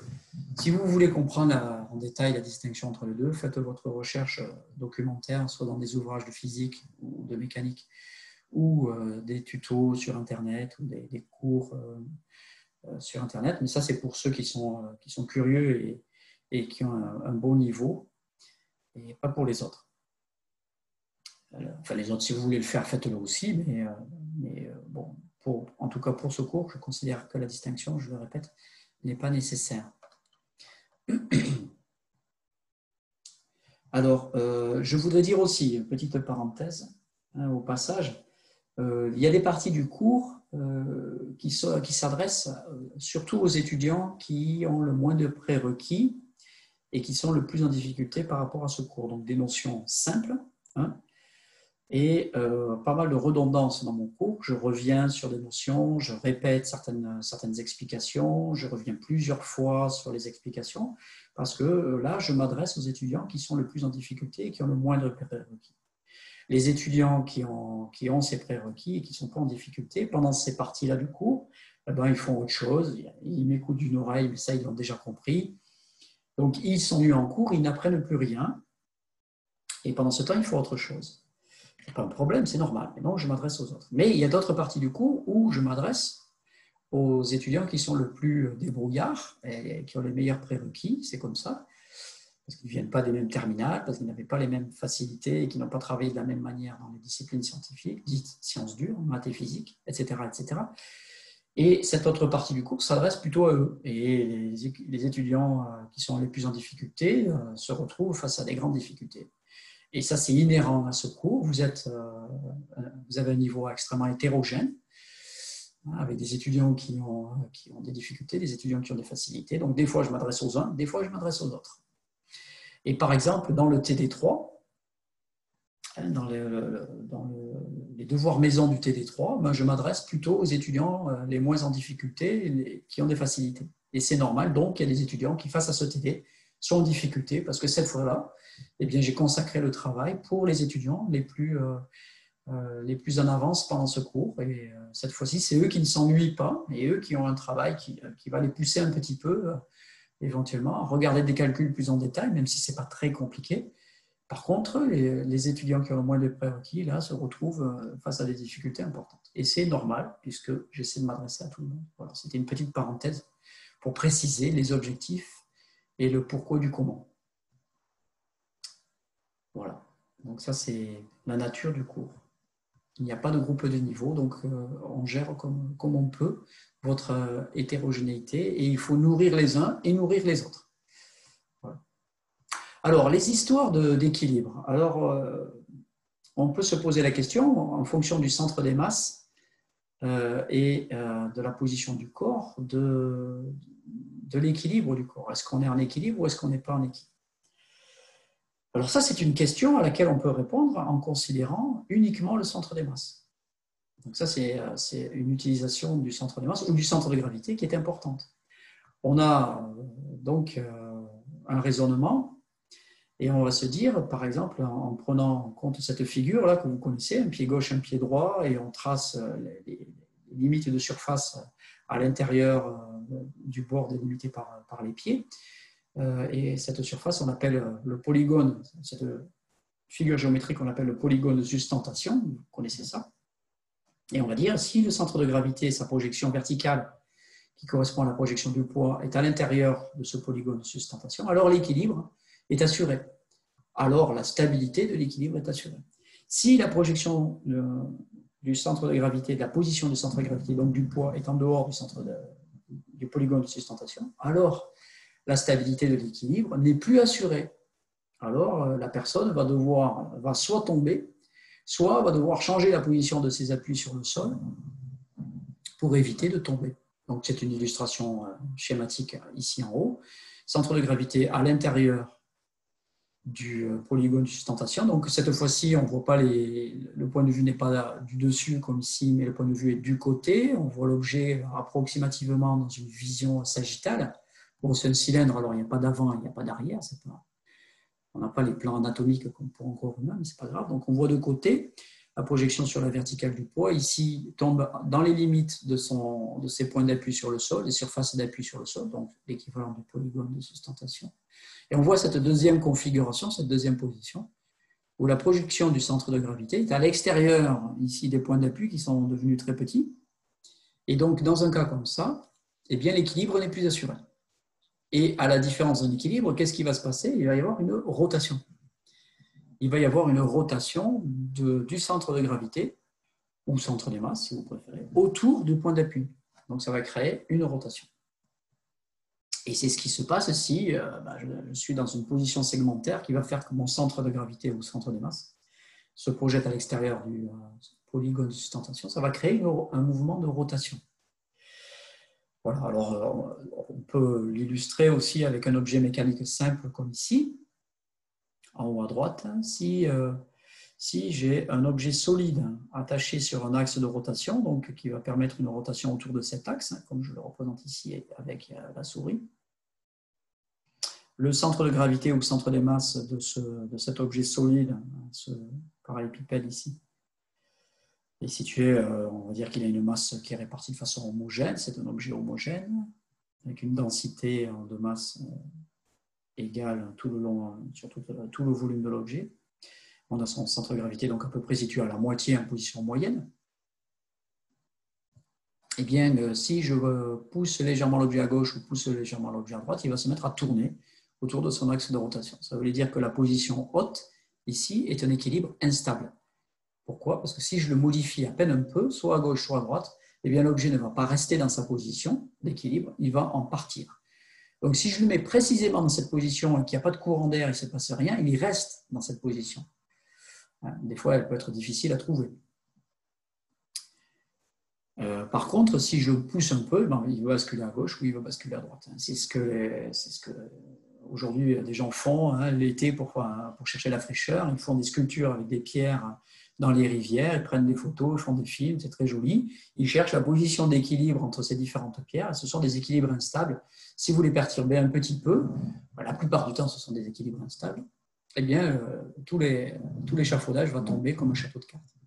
À la différence, si maintenant je mets mon solide, je le mets en position basse, c'est-à-dire je le fais tourner, je mets le centre de gravité vers le bas et l'axe de rotation vers le haut, j'ai un équilibre stable.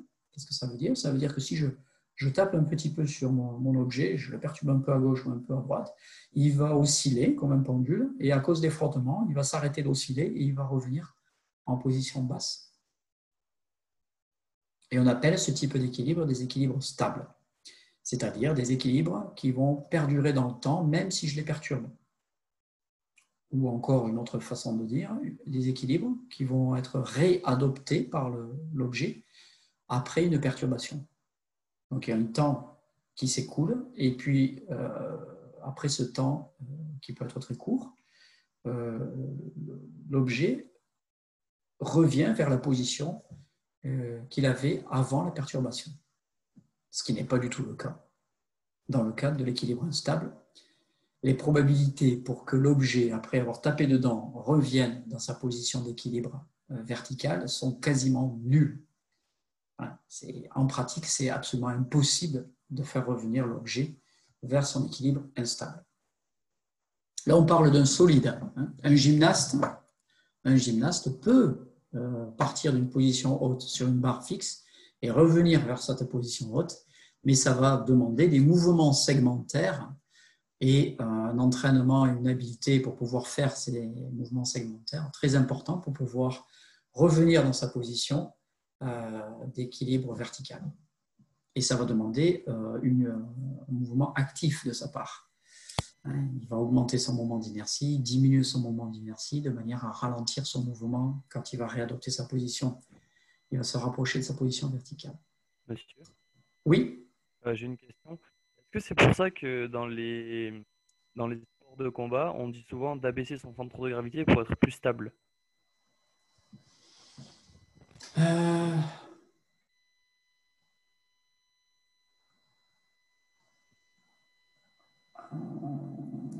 c'est une bonne question.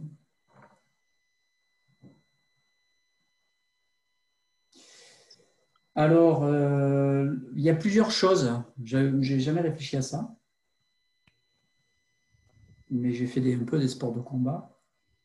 Ouais, vous le retrouvez en sport collectif aussi, dans les sports où il y a des contacts, hein, basket, Oui, handball, oui, et, oui. football et rugby. Quand vous avez un adversaire qui vient, vous préparez un choc, vous allez adopter une posture ou une façon de vous déplacer qui va essayer de réduire l'impact sur votre équilibre. Alors, je pense que ce n'est pas exactement la même chose. Comment vous, j'ai mon analyse. Alors, première chose, vous essayez en fléchissant, vous essayez de modifier votre polygone de sustentation. Ok. Vous allez vous écarter vos appuis. Hein. Première chose qu'on fait, nous, c'est on écarte nos appuis. Donc, on augmente le polygone de sustentation. Première chose. Deuxième chose, et rien que ça, vous allez voir, c'est compliqué. Deuxième chose, si j'abaisse mon centre des masses, donc je fais descendre mon corps vers le sol, je vais éviter que l'opposant applique une force éloignée de mes points d'appui, c'est-à-dire de mes pieds. Oui. Si vous vous Le tenez bras de levier. debout et qu'on vous pousse sur la tête, la force qui s'applique sur votre tête, la distance entre le point d'application de cette force, donc votre tête, et votre point d'appui, cette distance est grande. Si vous êtes fléchi et qu'on vous pousse sur la tête, la distance entre le point d'application de la force et les points d'appui est diminuée. Ok. Et dans la partie sur les rotations, qu'on n'a pas encore abordée, on va voir donc que ça a des conséquences. Ça correspond à un levier, ça correspond à une rotation. Et donc la personne qui vous pousse sur la tête, si vous êtes droit en extension, elle va créer ce qu'on appelle un moment de force important. Je vais m'y attarder 2 secondes puisque je viens d'en parler, mais sinon c'est traité un peu plus tard dans le cours par Benoît Bardy et par moi-même. Donc le point d'application de la force sur mon front, pousse sur le front comme ça, parce que la distance par rapport à votre point d'appui est grande, eh bien ça crée un moment de force important. Si vous êtes fléchi, ce moment de force est plus faible. Donc on a déjà 2 facteurs. J'ai augmenté mon polygone de sustentation. J'ai diminué la distance entre le point d'application de la force que l'adversaire va appliquer sur mon corps et mon point d'appui. J'ai diminué cette distance. Oui, c'est le bras de levier. C'est C'est ça? un bras de levier. C'est un bras de levier. Alors, je m'arrête 2 secondes pour celles et ceux qui écoutent et qui ne voient pas comme vous immédiatement de quoi il s'agit. Quand vous fermez une porte, l'exemple que je fais en cours, c'est avec une porte, on le voit très bien avec une porte. Si vous voulez fermer une porte et que vous poussez la porte, donc vous appliquez une force sur la porte à proximité de la poignée, vous êtes très loin sur la porte de l'axe de rotation de la porte, qui sont les charnières. Vous êtes loin. Vous poussez votre porte et là, vous vous rendez compte qu'avec une force faible appliquée par vos doigts sur la porte, vous arrivez à fermer la porte. Maintenant, si vous vous situez à proximité de l'axe de rotation, donc proche de la charnière, et vous essayez de fermer votre porte, vous vous rendez compte que c'est dur de la fermer. Et certaines portes un peu solides, ou alors qui ont une inertie importante parce qu'elles ont de la masse, ou des portes avec des charnières qui sont un peu rouillées, vous avez du mal à les fermer.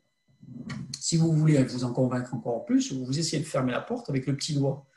Alors, vous vous situez près de l'axe de rotation et vous poussez, et vous allez voir, vous n'allez pas arriver à la fermer. Vous allez sentir que vous avez besoin d'appliquer une force très importante. Vous le constatez comment? Votre doigt se plie sous l'effet de cette force.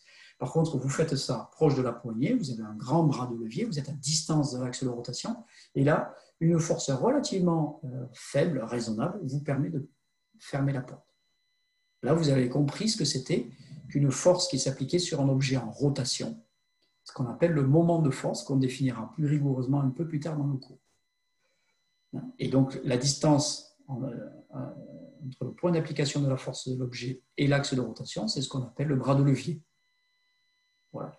Donc, si je suis baissé, et qu'il y a un choc, et qu'il y a une force ou une poussée, une force qui s'applique sur moi, quand je suis baissé, le bras de levier est plus petit, donc il y a éventuellement le choc par l'adversaire, comme vous dites en sport de combat, qui tend à créer une rotation, ben, cette rotation, elle va être moins importante. Deuxième chose. Du coup, juste pour mettre en corrélation avec votre cours, quand on a vu le tableau de Zatchursky, ça serait intéressant d'avoir une répartition des masses plus importante, enfin, entre guillemets, parce que c'est impossible d'avoir tout son poids sur les membres inférieurs, mais d'avoir des membres inférieurs plutôt lourds, du coup.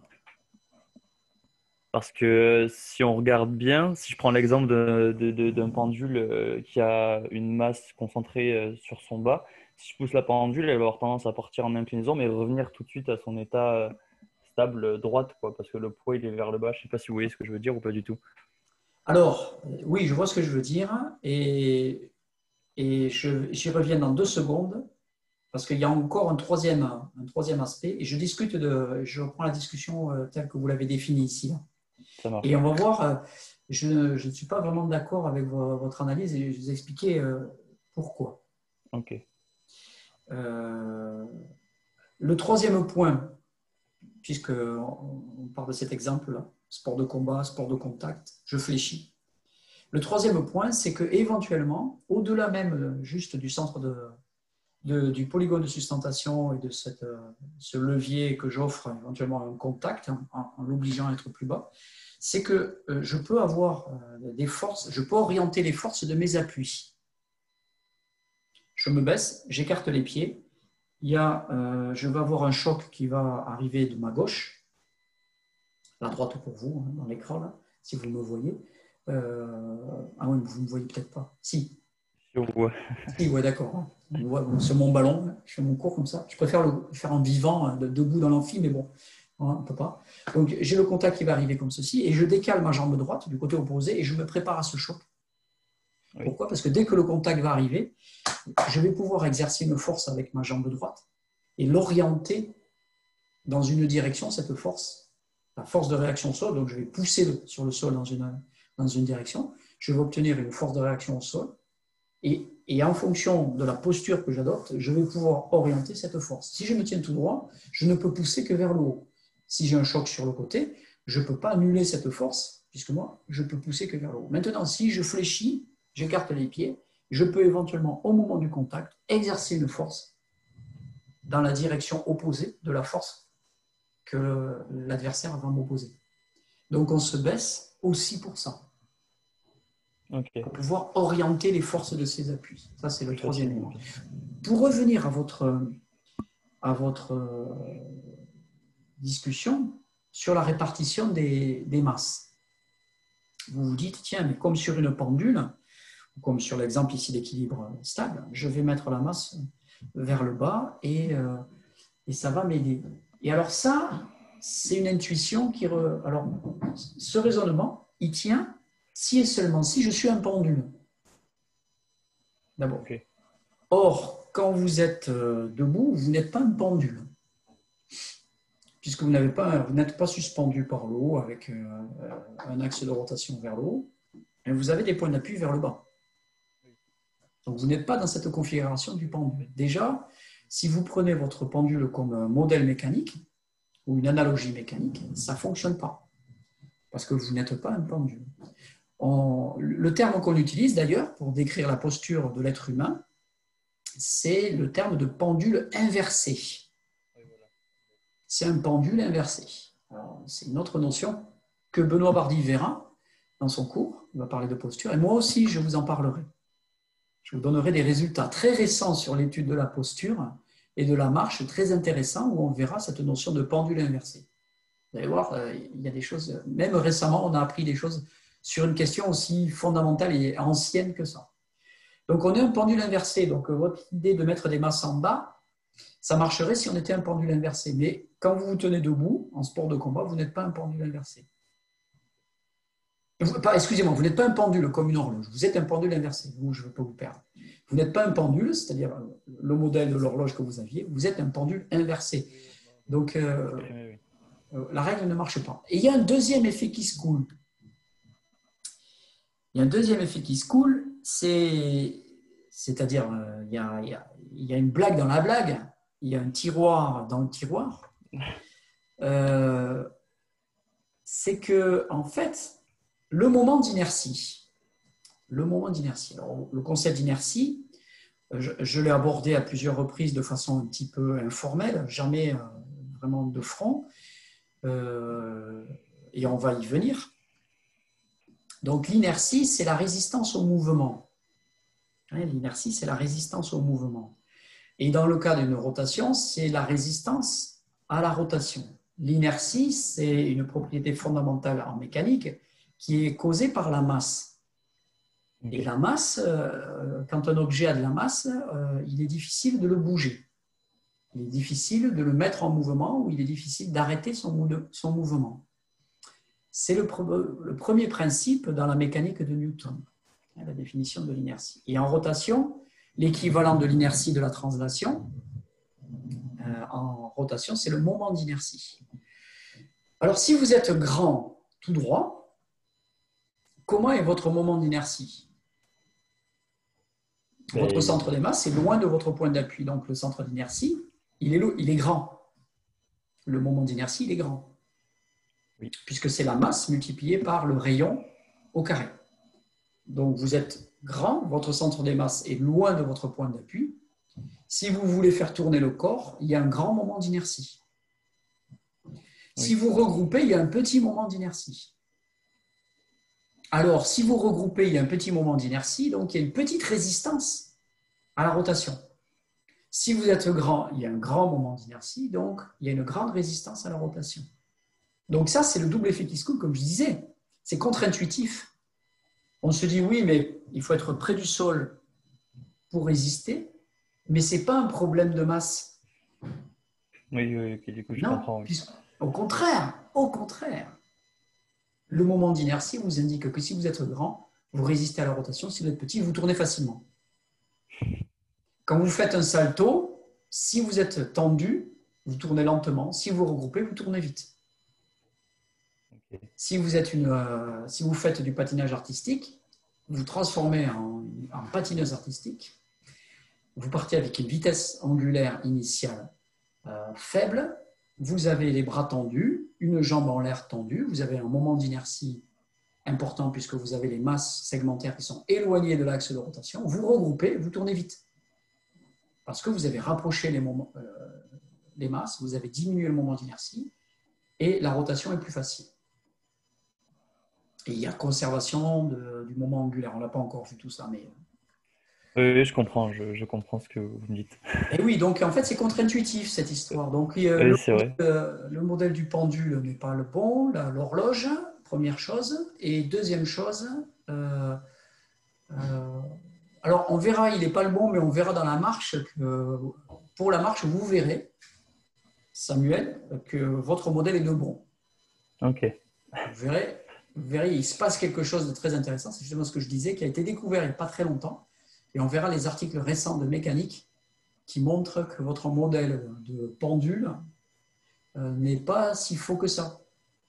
De pendule inversé ou de pendule, du coup? Pendule. Pendule, ok. Vous verrez. Okay. Il y a une surprise. Ça marche. Il y a une petite surprise, ouais. Et voilà. Donc, je pense qu'on a fait le tour. Mais c'est une bonne question. C'est intéressant comme ça de partir d'un exemple et d'essayer de le décomposer. J'avoue que... On a fait le tour. Alors, je ne sais plus, il faut que je regarde mes diapos parce que j'ai un doute. On parle d'inertie, mais j'ai parlé d'inertie dans mon cours. Où est-ce que j'avais ça?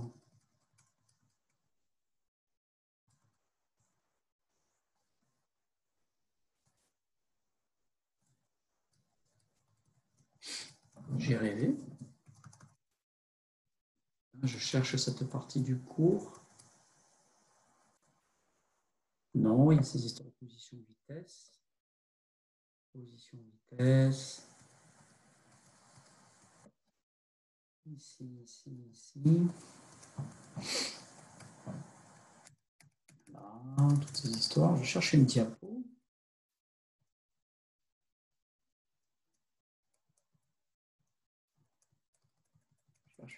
Ah, là voilà.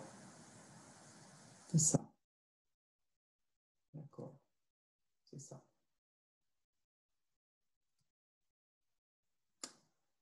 Tagada, tagada, tagada. Est-ce que je chante et je viens directement ici?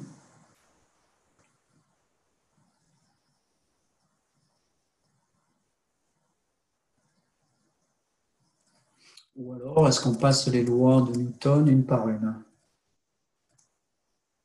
Qu'est-ce que vous en pensez? On peut aller directement sur l'inertie, ici, cette petite diapo sur l'inertie.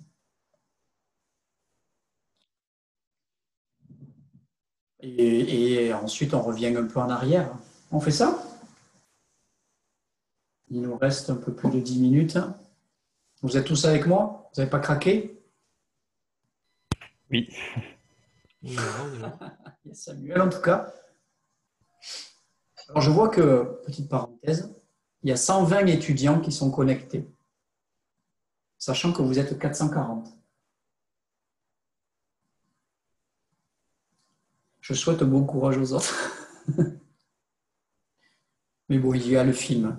Alors, on a 10 minutes et je vais aborder cette diapo. On va attaquer donc les lois de Newton. Alors, j'en ai parlé plusieurs fois. Elles sont déjà apparues dans ce cours, puisque quand on parle de bilan des forces, on est déjà dans les lois de Newton.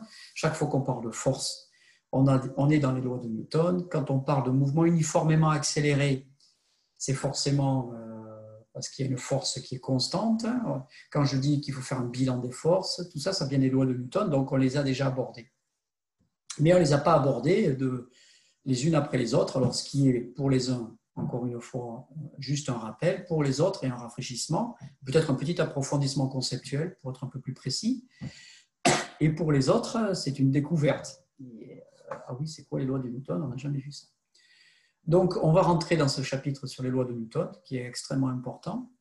Et comme je viens de parler d'inertie, et de choses un peu, et même de moments d'inertie, quelque chose qui est encore un peu plus compliqué, je vais directement aller vers cette diapo.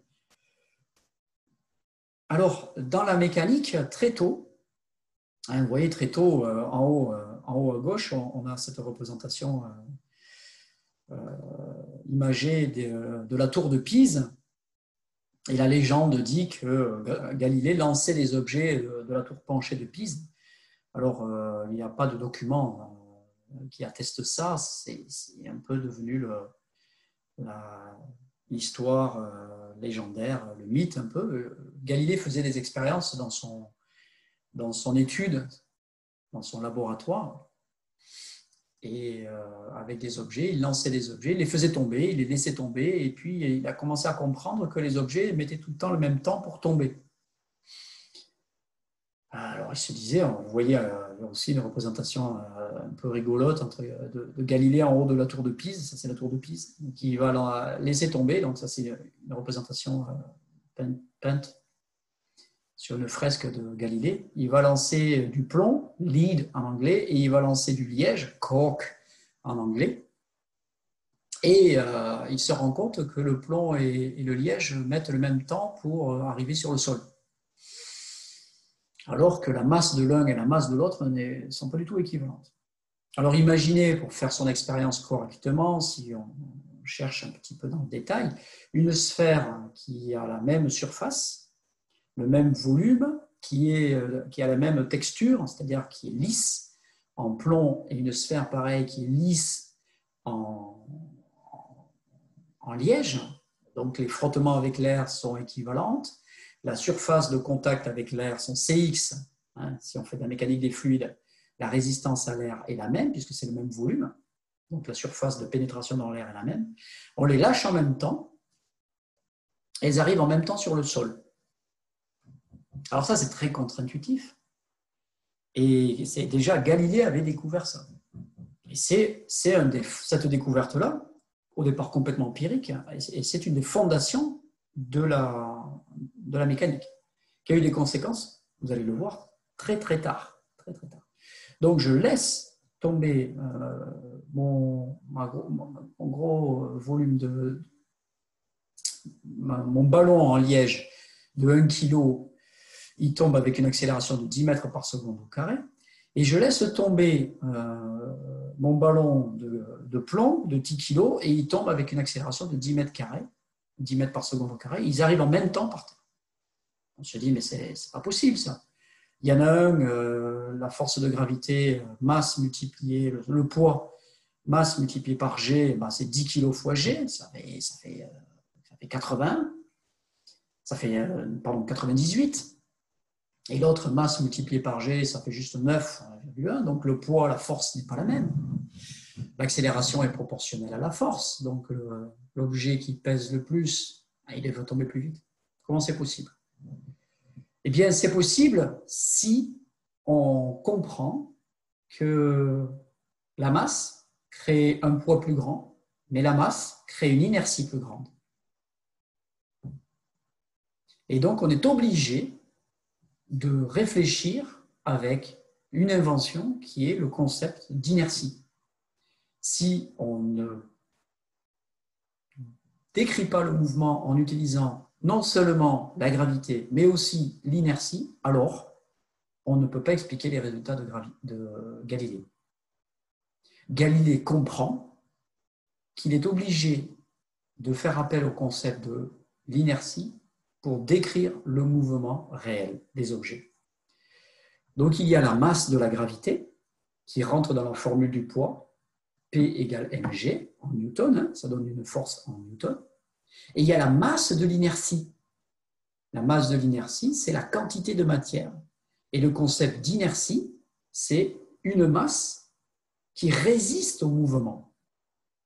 Donc l'objet qui a une grosse masse, il va avoir une grosse gravité, mais il va avoir une grosse inertie. L'objet qui a une petite masse, le liège, va avoir une petite gravité, un petit poids, mais il va aussi avoir une petite inertie. Les deux s'équilibrent. Les deux objets arrivent ensemble en même temps. En inventant la masse de l'inertie, Galilée a résolu le problème. Et ça a eu des conséquences extraordinaires, énormes, fondamentales. Et ça a poussé Newton, dans son premier principe, à poser le principe fondamental qui est le principe d'inertie. Un objet qui a une vitesse, s'il n'y a aucune force qui s'applique sur lui, continue à se déplacer avec cette vitesse. Ça veut dire, si un objet n'a pas de vitesse dans un référentiel et qu'il n'y a aucune force qui s'applique sur lui, alors il reste immobile. Par contre, s'il est mobile, il a une vitesse qui n'est pas égale à 0 et qu'il n'y a aucune force qui s'applique sur lui, alors il continue à avoir sa vitesse. Ça, c'est le principe d'inertie. Et pourquoi ça? Parce qu'il a de l'inertie. Et donc, pour le bouger, pour battre l'inertie, il faut une force. Et cette inertie dépend de la quantité de matière de l'objet. Alors, ni Galilée ni Newton ne savaient, à leur époque, que la masse, la matière, était composée d'atomes. Ça, ils ne le savaient pas. Hein. Ça, on l'a su, on en a été absolument certain, uniquement à la début du XXe siècle. Galilée et Newton, c'était avant 1700. Hein, donc, ils ne savaient absolument pas que la masse était composée d'atomes, la matière était composée d'atomes. Mais ils voyaient bien que la matière existait. Donc, si on regarde ça de façon simple mathématique, on écrit quoi? On écrit que la force, c'est le poids. Quand je fais tomber un objet, je néglige les frottements. Ce poids, il se définit par la masse multipliée par la constante G, gravité. Et je sais aussi la deuxième loi de Newton, qu'on n'a pas encore vue, qu'on va voir dans les diapos qui arrivent, quelques diapos précédentes de celle-ci. On voit aussi, il nous reste 5 minutes, on voit aussi que F égale la masse multipliée par l'accélération. Ça, c'est la deuxième loi de Newton. La force résultante est égale à l'ensemble des masses multipliées par leurs accélérations. C'est-à-dire la somme des forces, la résultante, est égale à la somme des masses multipliées par les accélérations. Et cette masse ici, c'est la masse de l'inertie. Cette masse ici, c'est la masse de la gravité. Si je laisse tomber un objet, qu'est-ce qui se passe? Bon, la force est égale à mg, mais la force est égale à ma. Donc, force égale à ma et égale à mg. Qu'est-ce qui se passe? Accélération égale g. Je fais disparaître la masse. La masse ne compte pas. Donc, les objets, indépendamment de leur masse, tombent à la même vitesse avec la même accélération et mettent le même temps pour arriver en bas. Voilà, ça c'est quand même assez extraordinaire. Ça défie complètement notre intuition. Donc, si vous allez voir ce film ici, là, Vous allez voir sur YouTube une expérience dans une chambre à vide énorme. On laisse tomber un objet qui ressemble à une boule de pétanque, une boule de bowling, et des plumes dans le vide. Donc, en l'absence totale de frottement. Donc, dans ce cas-là, on peut négliger complètement le frottement. Il n'y en a pas, il n'y a pas d'air. Et qu'est-ce qui agit seulement? La seule chose qui agit, ce n'est pas la force de frottement qui retiendrait, qui empêcherait le déplacement de l'objet en chute libre. La seule chose qui agit, c'est la force de gravité, le F. Le F égale mg ici, le poids. Et on voit quoi? On voit la plume qui tombe aussi vite que la boule de bowling.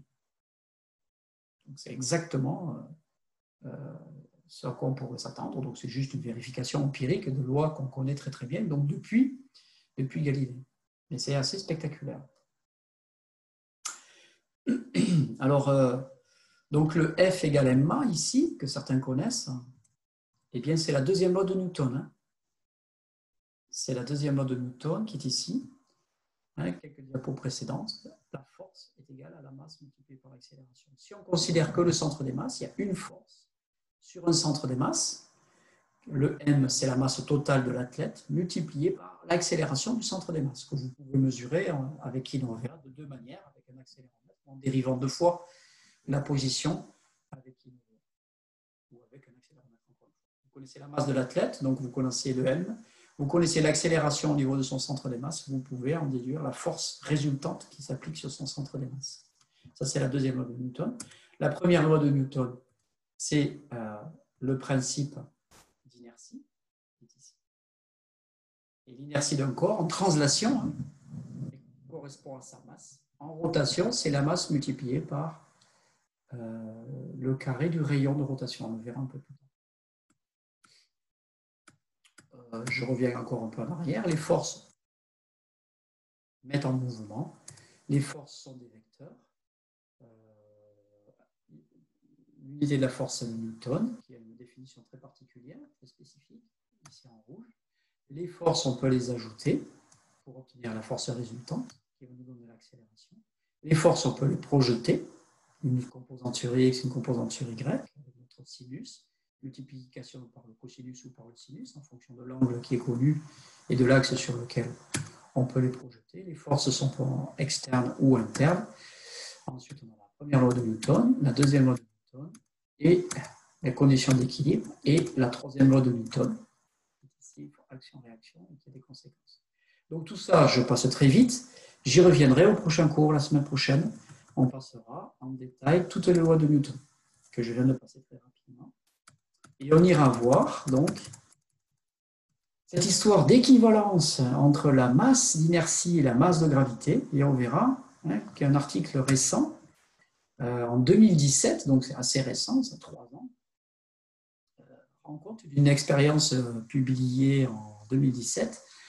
Une équipe de chercheurs cherchait à reproduire l'expérience de Galilée, mais avec une mesure de précision gigantesque, colossale. On faisait une expérience dans un satellite et avec une mesure de la masse de gravité et de la masse d'inertie d'une précision colossale, donc un 100 millième de milliardième, donc 2 fois 10 puissance moins 14. C'est comme si on était capable de mesurer la masse d'une mouche quand elle vient de se poser sur un supertanker, donc ces bateaux énormes de 500 000 tonnes. Donc, on reviendra là-dessus. Et donc, je vous souhaite une bonne journée et un bon courage pour la suite de la journée. Merci, au revoir. Au revoir. Merci, bonne journée. Au revoir à tous et Au revoir. vraiment un grand courage pour ce travail en distanciel. Et ne lâchez rien et tout se passera pour le mieux. Monsieur, j'ai juste une petite question. Normalement, le lundi soir, on a TD avec vous pour l'UE 51B. Et là, j'ai vu sur l'emploi du temps qu'il n'y avait pas. Donc, c'est pas une erreur. Il n'y a pas de TD ce soir. C'est pas une erreur. Ok, c'est bon, d'accord. C'est pas une erreur. Les erreurs de l'ENT, moi, pour les cours que j'ai à faire, ça n'est jamais arrivé. Ouais, mais on sait jamais. C'est pour ça que je On se préférais- rassure. D'accord. Voilà, c'est ça. Merci, bonne journée. Bonne journée à vous tous. Merci. Salut à tous. Bon courage.